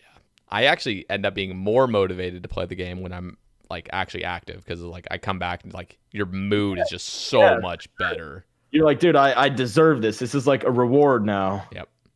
For sure. And like you can play for longer because now you have like actual stamina. Like when you just Yeah. literally sit on your butt all day, barely drinking any like actual water, it's like, dude, I Yeah, want a nap. Like, oh. for sure. So yeah, and that's something I go in and out of. I think sad thing to say, or this isn't sad, but I will just gonna be honest here. The times I'm most motivated to work out is when I'm seeing women. I'm sorry, that's Uh-huh. just how it that's how it be. When I am not talking to any girl like in any sort of romantic sense, it is just nope. I No, lose I yeah, lose all motivation to like work on like my health. It's just like nope, down the drain. So now I'm not saying like it's just like all or nothing, but I will say the times when I've been in college when I'm like, you know, seeing girls, it's yeah, like, yeah. dude, okay, I'm beyond motivated to go to the gym every morning. But like as soon as No, that I ends, it's like, oh, understand. it's so hard to get that motivation back, dude. So Yeah, no, I get it. I get it for sure. yeah, that's just my personal thing. It's like it's tough when your goals just all relate around RuneScape for two of Yeah, mine. yeah. I think that's one thing. Like I've started trying to focus on goals for just like long term health shit, like personal shit. Because I used to be the same, where I would be like, I'm just trying to get jacked with the boys or something, like go to the bars and shit like that. But yeah, I feel like long term personal health goals, just like stuff you chip away at each day, just add little things into your routine that aren't too heavy all at once. Yeah, It's been super nice, and just overall happiness. It's so good refreshing. to just Yeah, and it move helps your for body, be overall active. for sure. Okay. But yeah, I guess to my little answer for that is like how I maintain discipline. I am not disciplined. I'm still working on that.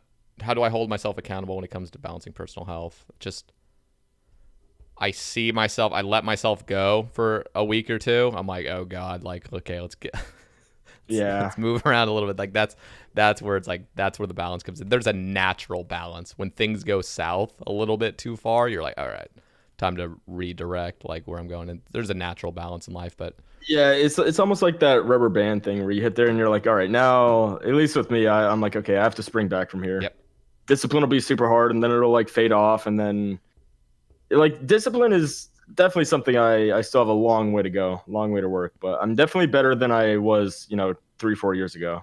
I yeah. mean, I guess a lot of people could probably say that, but it's definitely something I've thought more about rather than just like letting it be like, oh, I'm not doing this. Fuck discipline. It goes a long way. Yeah.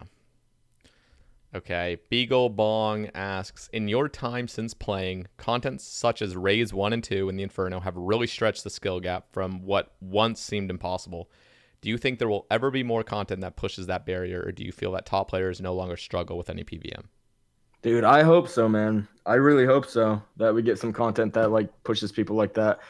I think we will. I think there's always like, oh, like what mechanics can they add now? But like, I guess they always come up with something. Yeah. We'll see. I mean, people are super advanced. Like once you learn like how ticks work, and you get down to stuff like that, then it's really just learning new boss mechanics, I guess. But new mechanics are, I mean, it really all depends on what is released. I think there's definitely possibilities that they can release stuff that'll push people and make people have to learn new There ways of doing stuff. definitely is. 100%. I'm already imagining like think of I'm just going back to like Latius doing the 1 tick flicking of like 3 minions on a 5 tick cycle with rigor every 2 ticks. Like imagine there's literally a mechanic that is you're in this room with 20 prayer points and you have to flick these accurately or else you die. It's like there is always going to be another limit to like legitimate like Yeah, wait. What if to add on to that, what if there was something you had to keep track of like 2 prayers? So not only do you have to have your defensives up, but you have to have either party rigor or augury up at the same time to not take damage. Yeah. Like one could be range prayer with party, range prayer with augury, one could be mage prayer with rigor, like flicking between those. That something like that would be insane, dude. Like you could always go further and further. Yeah, I think there's definitely room for people to be pushed and improve on. I think maybe reasons why we're not seeing that is just because, again, Tob was like 2 years ago, so we've found out a lot of the ins and outs of that, and then Chambers 3 years ago, for however long, we've learned. I'm sure there's still more to learn about both places, but a lot of the like metas that we have today have just been repeated over and over and over again. Imagine a soda. I feel like a lot of people love the soda seg maze. It's just very simple and just kind of just fun and quick. Yeah. But imagine a soda seg maze where there's like red tiles, blue tiles, and green tiles, and while you're on those tiles, you need to be praying. Oh my god! So it's like it's even more. It's like adding on another mechanic. It's like that could be something that's like holy shit. Like this is challenging initially, but then you understand when your player is actually on that true tile, and so over time you'll get just really good at it. That's kind of like Uncle and I were actually talking recently about just ideas for Raids 3 and stuff, and he was saying, he's like, bro, there should be something where it's like a puzzle in between rooms, like almost like some sepulcher type stuff where you have to dodge arrows, or like you can get teleported this way to this pool of lava if you miss this or that. Like that'd be sick. That would be sick, dude. Yeah. And that could tie into having your prayer on like on this tile or whatever. What do you think is a good time for a raid completion? Like, do you think we're at a good point where it's like 15, 20 minutes, 25? Like, yeah, I think 15, 20 is good. Okay. Honestly, could maybe even be longer. I'm thinking even shorter. Like, I think that is my opinion, is a very fast-paced 10-minute, maybe 12-minute. I think 12 minutes like really cool, where it's like it's very tough the entire time. It's like boom, boom, boom, like just going ham, and then you're like, you're good, instead of it like kind of dragging out a bit too long. Yeah. So I like something like that with rare stuff, but I would also like something that might take a little bit longer, 25, 30 minutes even, but with just like you're going to get rewarded after putting all that time in, you know? That's true. Yeah, well, I think they're going to probably be around 20 to 30 minutes on release for these new raids. That's what I think, but yeah. I who was it? I think it was Port Khazard. Somebody was talking about in an enraged version where it's like, apparently RS3 does it. I don't play RS3, but apparently there's like these things where you do a wave or something, and then you can accept your reward there or continue. But if you fail, then you lose everything. Yeah. See, that would be sick. I would be, something like that could be cool. Yeah. Okay. Hobbit. Yeah, go ahead. I was just going to say, I think 15, 20 minutes is, I kind of like that, especially for something solo. But again, with you want to get rewarded after putting a while in. Like, I don't want something to be super rare after putting in 15, 20, 30 minutes. If Raids 3 is not soloable, like physically not soloable, would you be disappointed? I think so, yeah. I think so. I agree. But there's maybe I'm biased just because I like solo stuff, but I'm biased too. Yeah, I would too, because it's annoying if you can't find a team, you just can't do the content. There's no other way around it. Like, Yeah. at least in solo, you can. Yeah, I think should be scaled evenly, like Chambers, between solo and teams. So you're not like wasting your time doing teams, and you're not wasting your time doing solos. What I really want, this will not happen, but I would really love it if Raid 3 was there was no scaling to it. It is scaled for like 5 people or something, or however long they want to be it, and that is it. Like, so there's no. It's just like, yeah, if you want to do this in a solo, go ahead, but you're gonna be struggling. But I feel like whenever things are scaled, yeah, I'll admit like Chambers did it probably as good as you can get it.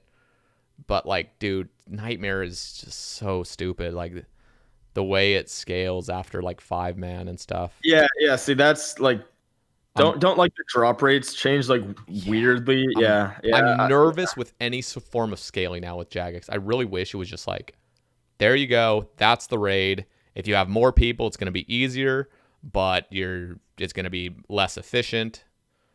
But you can do it in a harder. I don't know. I just feel like it should just have one set scale, in my Yeah, opinion.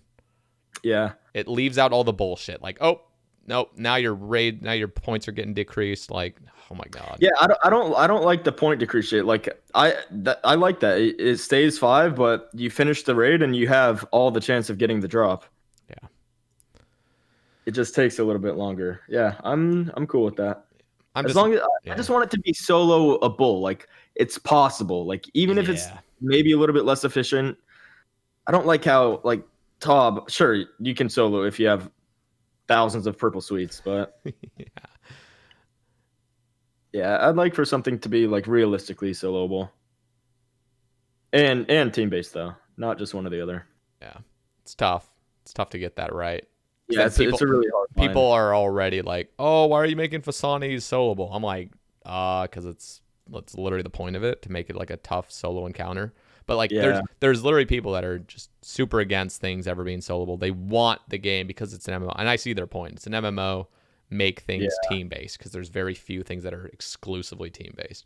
But right. team based, in our own opinions, as we can both agree, is just not as enjoyable, and that's our bias. Yeah, So it's tough to make something that everyone's gonna love. yeah. It's hard to please everyone.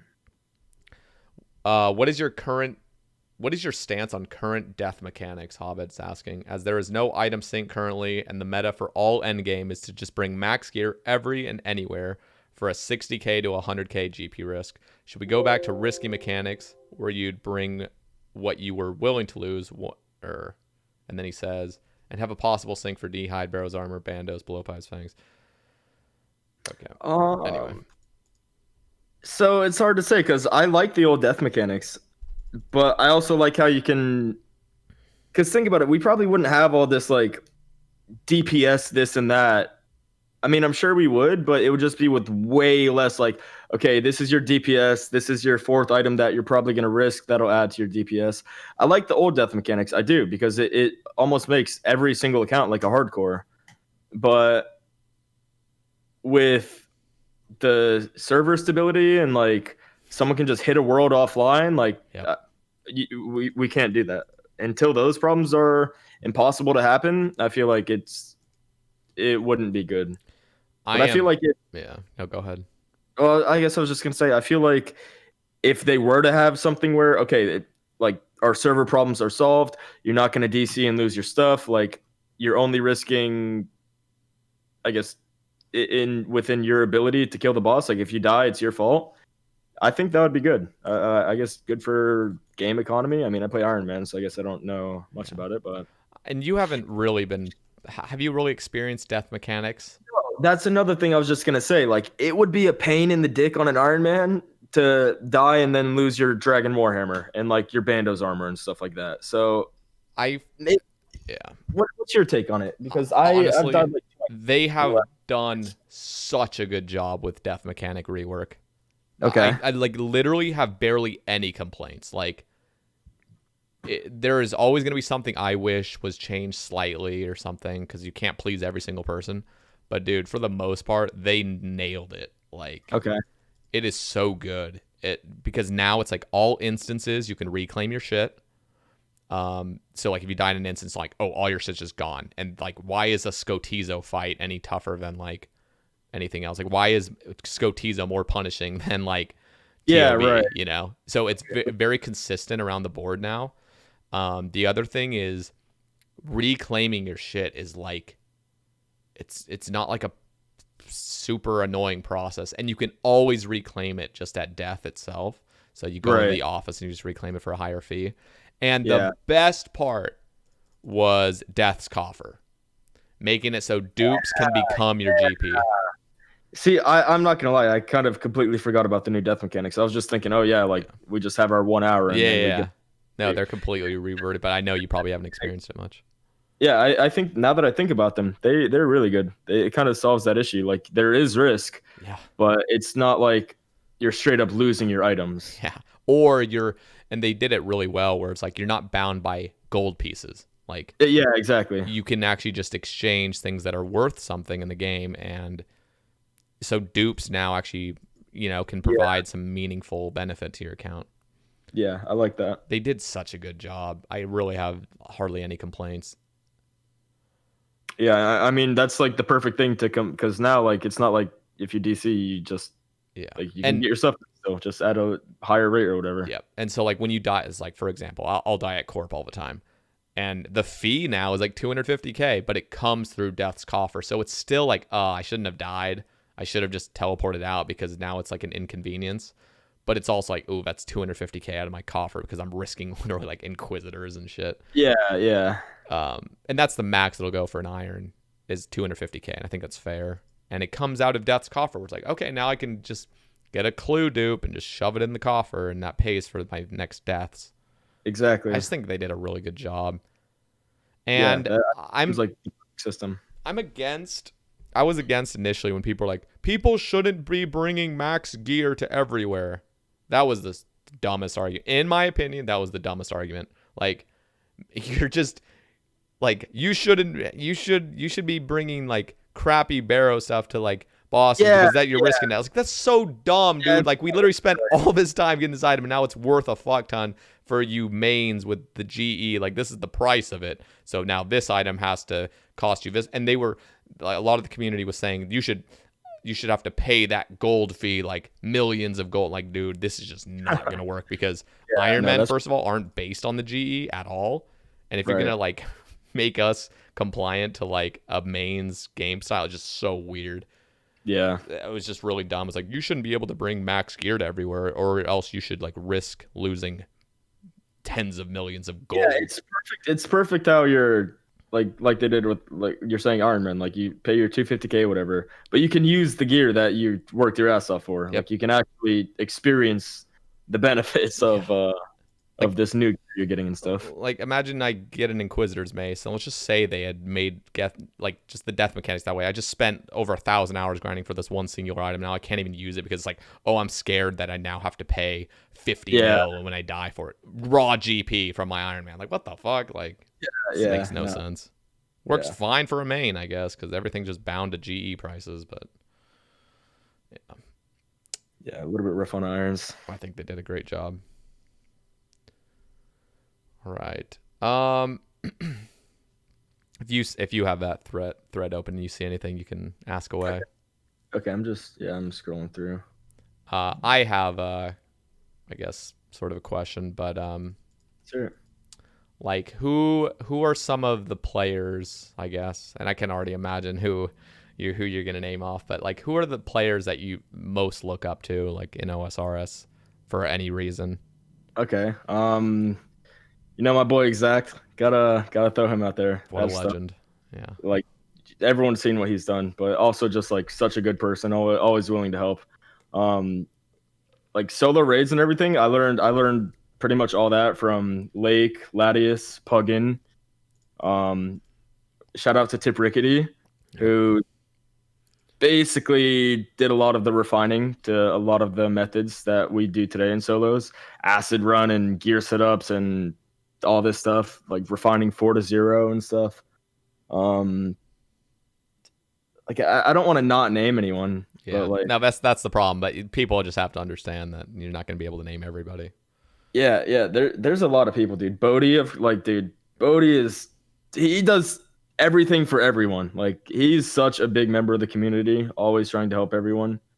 And just I mean, going back, gameplay, that man's a beast with everything. Yeah. Him, Broidy, like super intelligent. Yeah. A lot of of course, Wooks. A lot of those guys. But I mean, I guess with solo raid specifically, I know I learned a lot of that from those main three really, Lake, Latius, and Puggin, and then Tip Rickety helping me out a lot with that.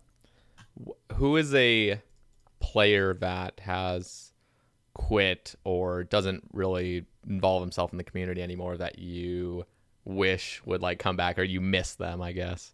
Is there anybody that's like, damn, I wish they were still like around?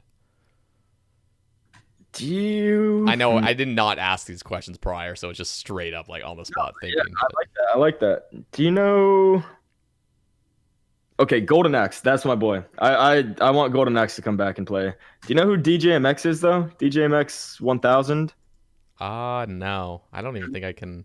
I think his Twitch name is DJMX 100. He was one of the first hardcores to die in Tob. He was the one who got clapped by like two spiders in a Verzik melee. Oh, Super. that was like on a clip, right? There was a Yeah, clip yeah. of it. Yeah, I watched that. That He was was fucked. he was like one of the first people to do like no pillar or Inferno and stuff like that. That man is a beast, dude. That man's a gamer. I'd like to see him come back and be super active. That's awesome. Uh, Another question I had thought of beforehand was, what do you think of hardcore being so prevalent? When I ask this because I'm just curious, because a lot of people are like, hardcore mode is so scuffed, DC related, but yet everybody and all the high content creators, like the big content creators, are still actively pursuing hardcore. Yep. So what are your thoughts on that? Like, do you think it's just because it is just such a unique game mode where you have one life, and yet there's so many issues that people still keep pushing it? Like, and there's like obviously probably a decent amount of mental health that goes into like losing all your fucking progress. Like, what are your thoughts on that? Why is it still so prevalent in your opinion, and why? And do you think it is just going to continue to be that game mode that is the most widely viewed, I guess? I think it is a lot of just like that one life. It's like what can you achieve without ever dying? And then you just go from there. You can do different account builds. You can try to go for different items, like kind of like I was saying earlier. I think it's just a lot of the risk, like, and once you get used to going around the game with like, okay, I need to watch my back here. I can't just enter this cave because there might be something that one hits me. I feel like once you get used to that, it's just like that's just kind of your way of playing. You play like cautiously, and it becomes like fun in a weird, stressful way. But yeah, then comes like the server issues and shit. Like that definitely sucks. Like I lost my last hardcore to like not even my internet going offline. It was like the actual world. Everyone in that world went offline at the same time. But even after that, it's like again, I don't know if I could keep playing if I didn't have any goals. Like I couldn't just finish a hardcore and then make an account and do the exact same goals all over again. Yeah. But as long as there's stuff to do and like new bosses that come and like the chance of being the first hardcore to get that boss pet or get that new blade or whatever they release, I think that adds into a lot of the like motivation and drive to keep playing hardcores for people. Okay. Somebody DM'd me asking, this was actually this was a while ago, this was a couple months ago. Somebody had DM'd me asking this question. I never asked it to the guest I was supposed to ask it to, but I'm going to ask it now. What do you think of a hardcore normal game mode? Not Iron Man. Hardcore normal account. Yes, but only for supplies and stuff. Like I think it would be really cool if there was a hardcore normal game mode where you had to get all like your own gear and stuff, because it would seem kind of pointless if you could just like, I don't know, go do LMS for a shit ton of money or go do skilling for a shit ton of money and then you just could just buy bonds. Like you could just buy bonds legally, but something like that. That would be so there wouldn't be any restrictions. You could just go buy. I mean, you'd still have to train your stats, but it would be a normal account experience, no dying. So the only real flexes would be like collection log and pets and stuff. Yeah, I guess there are collection log and pets and stuff. It would be cool, and I think it would be. I think a lot of people would be a lot more willing to try it out than the hardcore Iron Man. Yeah. Just because, like, to play an Iron Man, you have to put a lot of hours in. Like, if there's something you want, and let alone item grinds, like even early game, a lot of the scaling and stuff you have to do. There's some 10s, 20s, like 100-hour grinds. Which I guess some people don't have. I think it would be more accessible to people. But I'm more or less for it. I would like a hardcore game mode where you have to get all your own armor and stuff, but like you can buy like potions and food. Maybe that's a little bit PVM biased, but and buy staminas, of course. You don't have to do agility for staminas. That's my dream. Yeah. It's kind of, I guess, one thing like for content creators' sake is if there was a main hardcore mode, you could make your own restrictions saying, I'm not going to use gear, but I'm going to buy supplies and shit at the GE. Yeah, So that's a good point. you can make that as a content creator standpoint, but is that something personally, I ask that, but I'm personally like not for it because it just makes even more like it causes even more problems with, oh, I died to a DC. Like it's like That's like another thing is like it's not really necessary. Like we have hardcore Iron Man. It's just more of it's like another leaderboard for the high scores to have. It's like, oh, I'm top rank in this, but okay, there's 100,000 other things to be top ranked in. So like, yeah. I guess that's talking rankings and competitive wise, but yeah, I don't think it's needed, but I think it would be more accessible to people that wanted to try that type of game mode. But I don't think it's needed. Okay. I see a question here. 2 questions. 42 is asking, what's it like being goated in the legendary emoticon BFRock L? I don't know about goaded, man. Dude, that was during a cooking stream Alyssa and I did when she was down here. I was drinking a lot of wine and someone was like, "Bro, do a dance emote." I was like, "All right." I was fucking pretty drunk, so yeah, it was fun.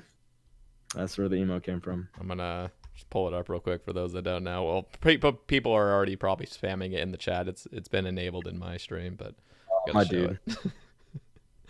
So there it is. This is what we're looking at. God damn it. It is quality, man. Like it's a good like loop too. Dude, shout out to Mofo. Shout out Mofo. He doesn't miss. He does not miss. Man made that emote. Man's made a few of my other emotes. Man does not miss. Okay, and then the other one was Hemsky's asking, how does one play solo Olm so beautifully? It's hypnotic watching BFRocket doing solo chambers. Yeah, that's just a lot of practice and like comes from a lot of faith. I'm curious, how many hours do you think you've put into chambers? Been inside of chambers? If you just kind of guess. Do you think over 1,000? I don't know how many chambers you've actually done. So definitely over 1,000, 100%. Okay. I was gonna say maybe even close to 2,000, but that's a lot of time. But I've done on this account, I've done like a lot of 1-hour raids. So probably I would say around 1,500. I don't know, a lot of time. I did 2,300 regular solos on the last Iron Man because that was like my goal was to complete raids all through solos. Yeah. I kept my regular raid KC strictly solos, and then my CM KC was like 400 or something, 300. That was like some teams, but yeah, still, like, that's a lot of hours. Those are like probably 45-minute CMs, maybe. Yeah. Maybe a little bit quicker, maybe 40 minutes on average because I did some teams, some solos. I mean, 40 minutes times that 300, and then probably average 25-minute raids over those 2.3K that I did. Another 300 on this account, which probably average time because I've done a lot of scaled raids on this account. So average time, maybe somewhere around like 30 minutes, 40 minutes even. I spent a lot of time in chambers, man. A lot of time in chambers. Crazy. But yeah, that just comes from, again, like watching those people that I watched when I was learning, trying to see the way they did things and then kind of like replicate. Yeah. and then just muscle memory. Getting muscle memory there, just once it's there, it's there. It's not really going anywhere. All right, if you could take away one thing from the game and add one thing from the game, it's that typical new Jmod question. I saw this one, and this one was hard. I don't know what I would take away. I'm trying to think. Like, this isn't really like content wise, but maybe third party clients, but only if there was like an updated client that we could use with, like a lot of the simple shit. But something that just came to mind earlier was like, I don't like how you can't go in the wilderness anymore wearing ghostly robes, and like that's kind of like a disguise. Because RuneLight and shit, they have all these like player indicators with just puts a big red box on you and your big ass name on the screen. Like if there's someone, you see them. I like how before plugins and stuff like that, stuff was like, Yeah. I don't know. Well, That's we're never going back to that time, unfortunately, and fortunately for like oh yeah, no, any I reason. know. We definitely aren't. It's the way it's progressing. And see, there's probably a lot more stuff that I like than dislike when it comes to like third party clients. So like I wouldn't want them to go anywhere. But just I don't know. Yeah, Like I know what you mean though. doing agility right now, like these big ass green boxes that I'm clicking instead of like Just before you enjoy. have to search for the area. Like I don't know. Yeah. Now Makes things yeah, there's a lot of customization, so I personally just try to get rid of as much clutter as possible. But I will yeah, admit, I'm the same way. it I'm the same way. it kind of gets rid of that charm, that old school charm. It just seems like this game's like a robotic game now. It's like click this spot, Yeah, like here's all the exactly. names, here's all the stats, here's like everything listed for you. It's like Jesus Christ, what am I playing? Exactly. Add one thing though, like I mean, typical, probably Rage 3. I also had this idea of like some sort of like, and maybe this would be the way to unlock Rage 3, some sort of like super quest that's like has a bunch of challenges and puzzles and different boss fights and stuff that you have to complete in time, and like I'm talking 3 4 different boss fights in this quest, and then like some super boss at the end that's like super difficult. But at the same time, like I don't know if I'd want that to be locked behind, or like Questscape locked behind that, because Yeah.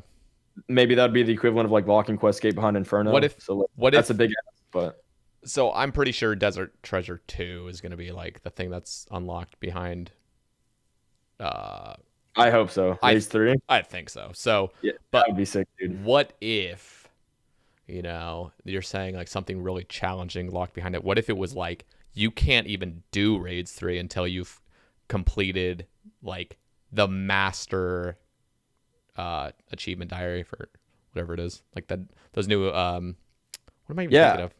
Yeah. See, I like that. I'd like maybe not specifically the Master Achievement Diary, but like, and that's why there's a problem with it like being a quest, because like you can't make a quest too hard. Like you Yeah. can't make it like Inferno level difficulty, Yeah. because Questscape would be so much more rare, Yeah. And it's a pretty useful item that I know a lot of people like. It's like a nice goal to go for. Get a Questscape. Um, but I would like for it to be locked behind something like Inferno level difficulty, to where you can't do Rage 3 unless you've beat that challenge first. I like that a lot. Yeah. But is that like too exclusive? Is that like way too unfair to people? I don't know. Probably. I would see like On the the other majority of the side, community would yeah, I agree. be against it. Majority would. But then on the other side, it's like, damn, I worked my ass off for this Infernal Cape. I worked my ass off to complete this challenge so I could go do this with, these So gamers. what if it was like this? What if it said, so you know how like you can't do Inferno until you show a fire cape? What if you can't do Right. Raids 3 until you show an Infernal cape? Is that Yeah, is yeah, that good there you go. enough, or would you need some Grandmaster, Super Grandmaster quest? I think I think Inferno would be good enough, but just something of the sort, like Yeah. some sort of challenge that you have to complete to get there. But I think Inferno would be cool. But I would want it to make sense for it to be the Infernal Cape. Yeah. Like I would want it to be, and I guess that's why I said quest, because they could tie something else in Yeah. that makes sense for it to be like, okay, it's locked behind this. Yeah, Yeah. it's tough to say. Yeah. I don't know what my thoughts are on it. Roy Royster, big shout out to Royster, is asking HCIM rank 1 Zook KC. What is your rank right now, and what's your KC currently? Well, I'm rank 1 on like Does he mean alive? Because I'm rank 1, but that account's dead. Oh yeah, So your previous hardcore. yeah, that account's rank 1 still at 80 KC. What's rank 2?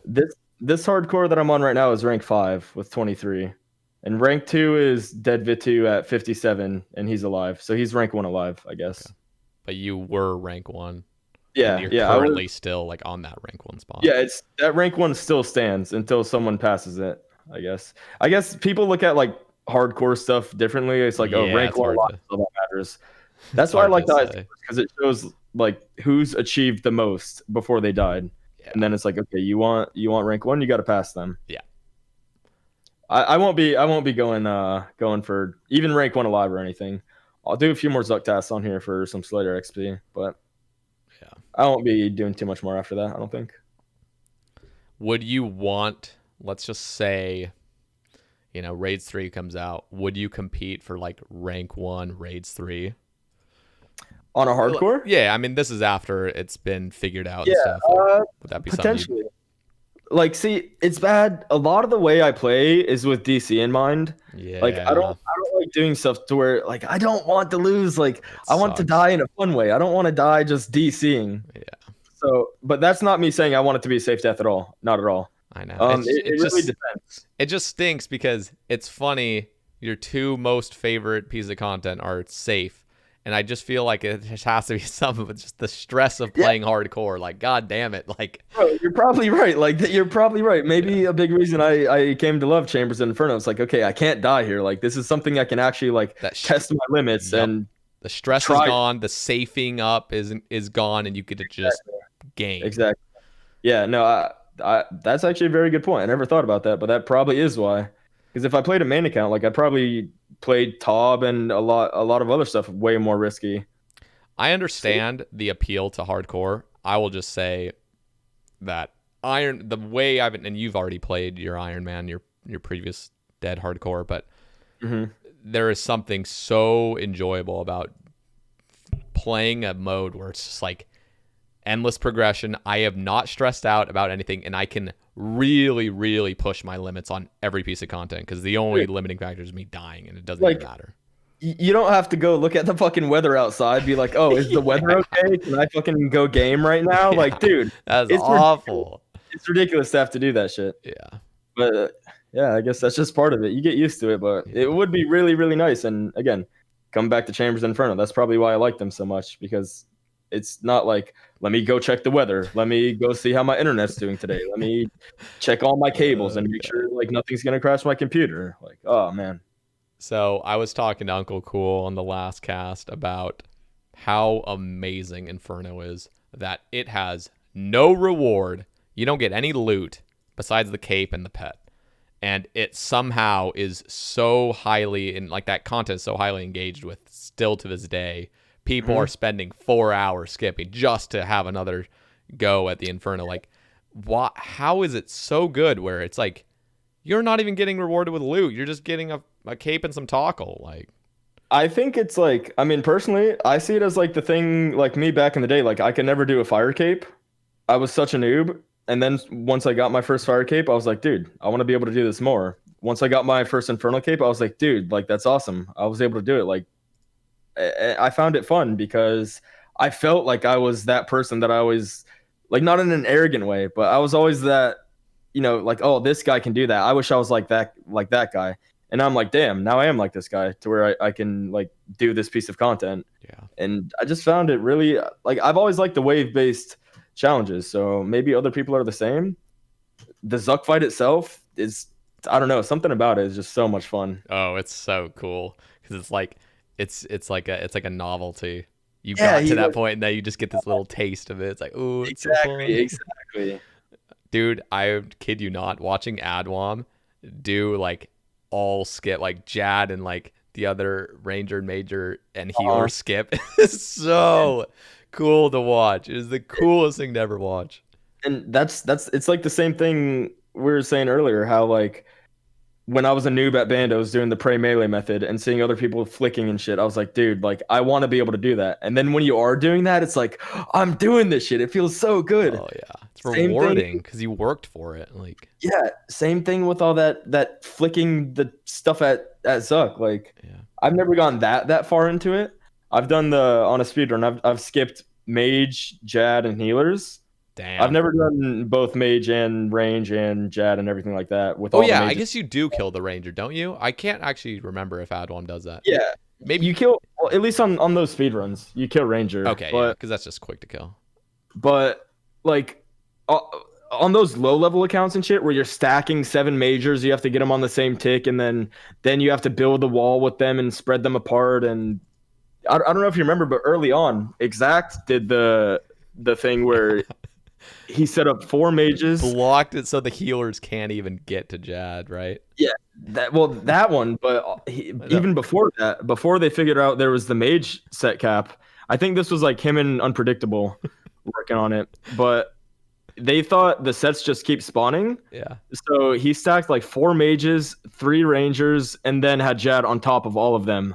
Like, dude, I don't know, man. It's just like seeing that is ridiculous. Dude, I just think how long it took to know, like, okay, so I remember all those exact streams where he's like moving way like south, kind of, or I don't know if it's north or south, but like moving south to like maneuver the mages and stuff. Like, what is, like, insane? How many times did this take to like understand which tile's safe or not? You know, just like, yeah, dude, that's one thing I wonder. Like, how do you develop these methods and shit? it's like you have to spend so many trial and error attempts just doing that. Like, I cannot be asked. Like, who can be asked to do that? Yep. And then the I'm pretty sure, I don't know who developed it. I think it was Exact, but just that whole spreadsheet of like waves, like they're like like the grid that you look at and you see exactly like where the stuff can spawn and where it'll move and stuff. That one is like line of sight and everything for every monster. Like, I think that one is Hanky. did he make it? I'm pretty sure, yeah. Okay, that would make sense. I didn't know who made it, but I remember like Exact and Adwam using it. I'm yeah, like, I remember seeing them all use it. This and is that shit blows my mind. I don't know how to use it. Insane. And that it's the same thing. Like GE Challenge uses those same mechanics to develop those like Zammy method and Bandos. Yeah, I think those guys that develop methods, like those guys are so cool. I wish I could get like insight to their brains just to see how they think of, and like Port Hazard as well. Like, how do they find these like items and shit that you can use in these super obscure places and ways, like certain timings and shit? They got the desire to like figure it out, and you know, I have my little skilling methods on my YouTube, and I have that passion for like discovering things. I'm definitely not even on any sort of level compared to some of these guys, but it's real. Like, I have that passion for it, and there's players that just are big brain and have the passion for it, and damn, they go hard. Like, yep, it's insane. Yeah, that stuff is awesome, dude. Yeah. Okay. A cold one asks, "You got a hot tub?" I do not. My parents have a hot tub though. Ooh. So I'll be actually moving back out with them in a couple months now that school's done and my lease will be ending. I'll be moving back out with them for half a year, something like that. So I will have access to a hot tub. Well, shit. All right. Do you got any questions, topics for me, or any that I missed? I know I missed a few, but I'm literally going up and down throughout this whole thing. Like, yeah, I mean, I actually had a few questions written down on this notepad just over the last week, and I've gone over all of those that I wanted to get myself. But looking through the comments, I saw Mofo put something. He said, "When did you first realize you were pretty good at the game, and when did you realize you wanted to take a step further and really improve your skill set and master the game mechanics?" Like, I don't think there's ever, even now, I don't think there's ever been a point where I was like, "Oh, I'm good at this game." Like, I don't feel like that. I just feel like I'm always trying to learn stuff and see what the better people do, and like I said, try to replicate that. Oh, I see. I literally just refreshed. He literally posted that an hour ago. I was like, Yeah, I am yeah, yeah, not seeing this, dude. Like, are we on the same threads? yeah, But yeah. yeah, I see it now. This was during Okay, while we were going over this. go ahead. Keep Um, going. but I feel like when I started like trying to go for some real shit was like Inferno and solo raids. Those two were both like I was like I can never learn that. That's only for like the elite. But then I was like, dude, fuck it, I'm just gonna try. Yep. And then I just like went in there like the Inferno. I went in there with prayer pots and sharks. I was just like, I just want to see how far I can get. Let me just see what I can do. Made it like wave 40 or something, but I just wanted to learn. And then even after I got my first cape, I was like, dude, I don't feel like I'm good at the Inferno. I don't like when I'm not good at something and I'm not doing something like the way it should be done when there's people that can. Yeah. So I don't know. I always just wanted to better myself, and if there's something I was bad at, I wanted to not be bad at it anymore. I guess is like the Yeah. simplest way of putting it. It Um, was interesting because I look at this question and I just think like I never thought I was good at the game at all until I kind of got that confidence boost from completing the Inferno. Just going in there, just send it. Like yeah, just go. You have to step into the Inferno. Like it's very intimidating at first. You yeah, just that's step in. like people are like, okay, I still need to do this. I need to prepare for this. I need to get this item. I need to go do this boss first. Like honestly, you just have to go in there and send it. Yeah. Once you get your feet in there, it's like this isn't all that bad. Like there's definitely some stuff I need to learn, but I Yeah. feel like the big barrier is just getting in there. I, Um, I always had a sense of rhythm for the game. Like I always, I feel like the first time I had any sort of confidence with myself was learning how to one tick flick on Slayer tasks. okay. Was like, because I remember watching streamers trying to learn. I remember Alfie was he was one tick flicking the mage prayer against one of those majors in the fight caves. I'm like, what are Yeah, you dude, doing, dude? Like you're gonna mess up, dude. Like don't do that. Like I remember Alfie word for word. I remember him saying, "Yeah, you know how to one tick flick when you can flick wave. What is it? Wave 62 before Jad, or is it 61 in fight caves? 62. The double major, whatever it Yeah. is. I remember him being like, "Yeah, you know you can one tick when you can one tick this wave," and I was like, "Bro, that's impossible. I'll Like never be able to do you're that." suicidal, dude. Like Yeah, yeah, what are like you doing? yeah, there's no way. Yeah. But that was like the time where I was like, okay, it took a few weeks to finally really get it down, but like one tick flick, and I was like, okay, I actually have some sort of knowledge now, like why prayers are working the way they do, why when I click on the ground I don't move instantaneously. Like, oh, I understand why there's like a weird lag sometimes. It's because I'm clicking on the very end of a tick, you know? Yeah, exactly. I guess to just go on top of like you just have to jump in when I was trying. I always had the idea I wanted something harder. I wanted some sort of challenge. This was after I had my first cape and like a few KC doing Slayer tasks and stuff. I was like, I want something like difficult that like not many people have done. So that's when I started messing around with the idea of no pillar inferno because there had been like 6 or 7 people or something who had completed it at that time. And I was like, dude, I'm not one of these people. Like, you have to be one of those ridiculous guys to go fucking do Inferno with no pillar. Yep. But then one day I was just like, bro, fuck it. I'm just gonna try. I just want to see what I can do, see how far I can make it. And then from there, I saw my benchmark. I was like, okay, I need to improve on this and do this different and learn how to do this. And it got to the point where I was like, I can do this, bro. Like, I know I can complete this. I can be one of these 10 people or whatever. And that was really, really motivating. Once I saw like It is you just possible. it's any bro, like I swear anyone can do like the Inferno, and like once you see the shit is possible, it's so motivating. Honestly, like I can be one of those people. Let's go for it. That's awesome. Yeah, I remember watching Lake years ago. Yep. Lake Yep. was a Lake. god, man. Still Yep. is. Yep. Just like Yeah, I've learned. what Shout out to Lake. insane. He's helped me a lot with just like giving me tips and stuff in raids and learning different methods. And shout out to Lake. He is a big gamer.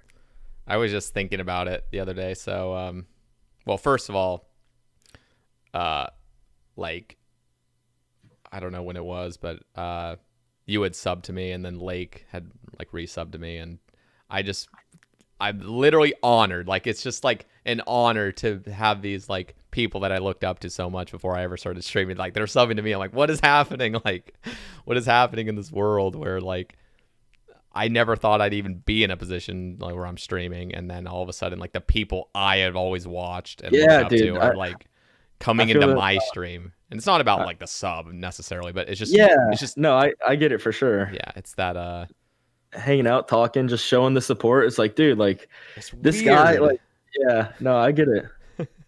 Yeah. And I bet you could imagine the same thing because you watch streams beforehand and then you start streaming and you've seen people, you know, I remember Bodie provided that. I don't know what it was like the sound, like Yeah, the microphone and stuff. the whole microphone setup and everything. That was a huge like that moment alone. That was like a huge boost for my stream because obviously like that man has influence Yeah. and It's that amazing. helped get my name out there a lot. And even just streamers going into your chat. Like, do you remember when you would first start streaming and then like a partnered streamer would come in your chat? Dude, It's like, dude, what? Like, I watched this person. no, What? it's weird. But the first person was actually Exact. That was like a famous. Really? He didn't even have a check mark. He wasn't partnered. Okay. He hadn't blown up yet.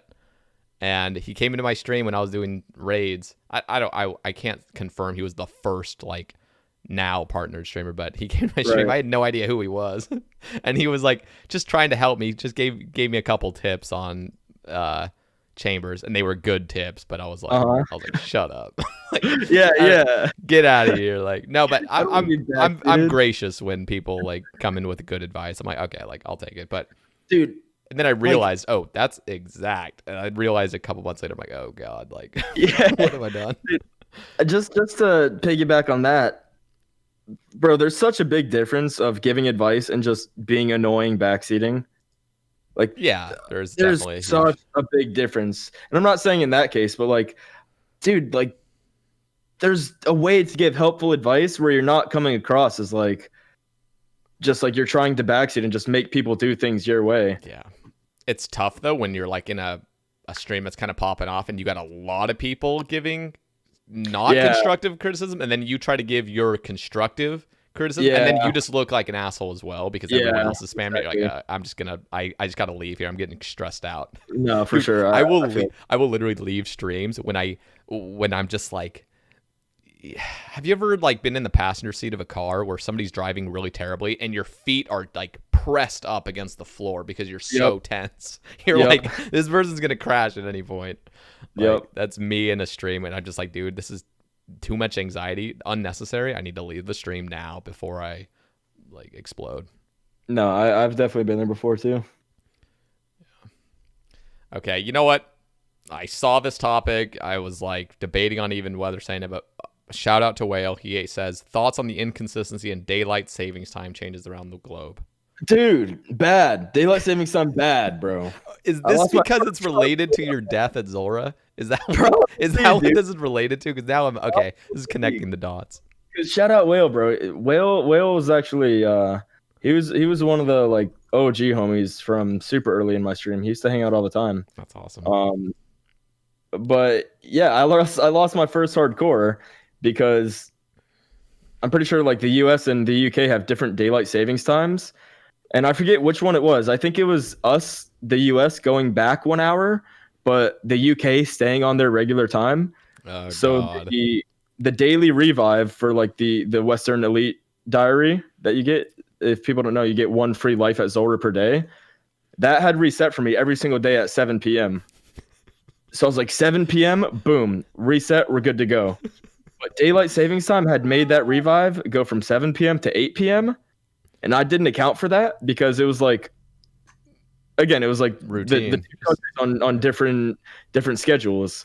Yeah. So yeah, I thought I was perfectly fine. I was like, yeah, I'm just gonna kill Zora with 30 HP. And then I got hit to 0 HP. I was like, wait, why don't I see like the green message in the chat? Like, why am I not being revived? And then I spawned in Falador and my helmet was gray. I was like, bro, what just happened? I swear the game just glitched. Like, why did the game do that, bro? Yeah, that's And horrible. but seriously though, it's the 21st century. Like, I don't think we really need daylight savings time anymore. Like, isn't the purpose of daylight savings time, wasn't it for like the farmers and stuff, and like way, way back, so like they can have like an extra hour on their crops and stuff like that? I have no idea, and that's why I was scared to ask it because I'm just like I don't have any opinion on this. Yeah, I'm pretty sure that's the origin. It was so farmers had like the extra hour in their day to plant their crops or do whatever, the K-Konas. But like we're in the 21st century, like we have fucking warehouses and shit with artificial light that can just grow all, everything, and Yeah, we can work around that now. So no, interesting. I don't. Yeah, don't need daylight savings times anymore, especially when it's inconsistent. Like yeah. when some states do it, some countries do it, some don't. Like And then you no. got like those like half-hour increments and some like Yeah, dude. some. Oh my god, What's yeah. happening? Yep. Interesting. Um. Okay. Well, I don't have any more topics. Let me know if you have any that you Yeah, I'm just see or. scrolling through last time. I think oh, the one from Ignoble. I did like that one. He said this I think this is the last one I saw. Do you enjoy streaming or old school RuneScape more or both? Do you play a lot off stream? Um that's a good question. It's gone back and forth.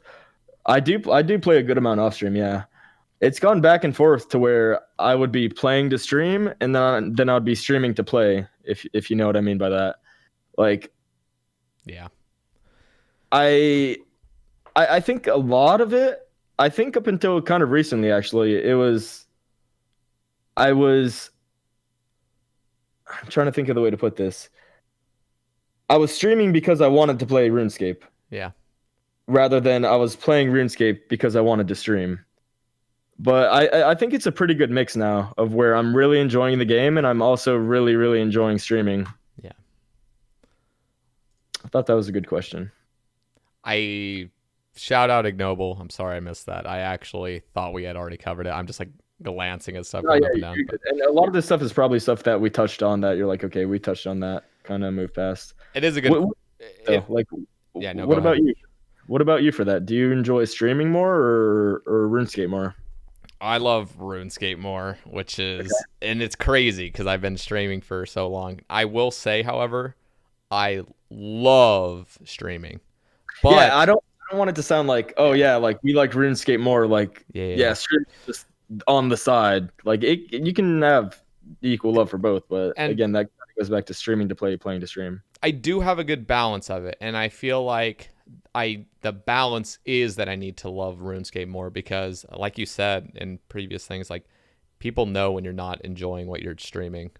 And if Right. you have a little bit more love for the game rather than like the streaming, you'll always maintain that balance of okay, like I'm wanting to like play this Yeah, game and like that's that's a really good point. yeah. And it's tough because people are humans. Like we burn out of things and we want to do something different and we get bored of things.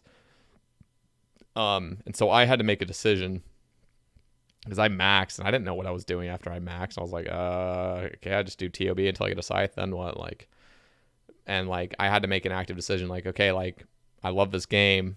I have this opportunity to stream, like let's go for a massive goal that I would love to do that a normal person normal contributing member of society couldn't Right, manage right. probably and like that sounds like a lot of fun to me so it's like it's conscious decisions like I need to make big long-term goals for myself to keep myself motivated to play but Yeah, that's awesome. I've always wanted to just play this game and being able to stream it is the way to like live like you get Yeah, monetized through it and that's yeah, exactly. essential if you want to keep doing it so it's always And weird.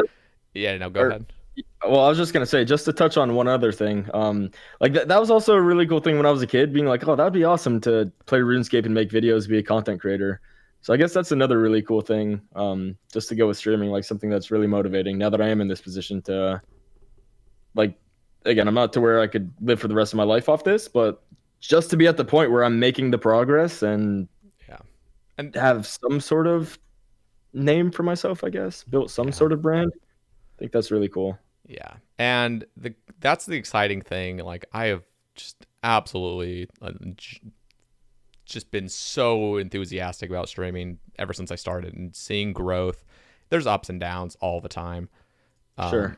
And the hard part with being a streamer is like you don't know how much you're gonna make each month. It's just different Right. every single time. You're like get Yep. stressed out about rent or stuff like that. But for the most part, what I've seen is like this constant growth and like yeah, there again, like I said, there's ups and downs, but like a pretty steady progression, and it's just so much more exciting than any job that I love. Like I've It worked. really is, dude. It's It really so is. exciting because like you're building yourself up. You're not like building somebody else's business up.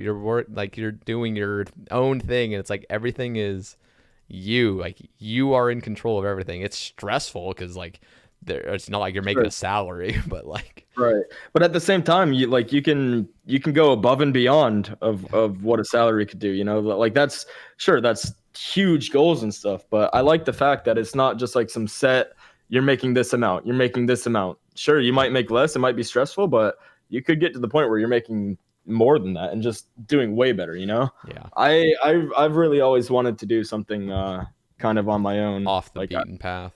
yeah, exactly. That's how I see myself living my life anyways.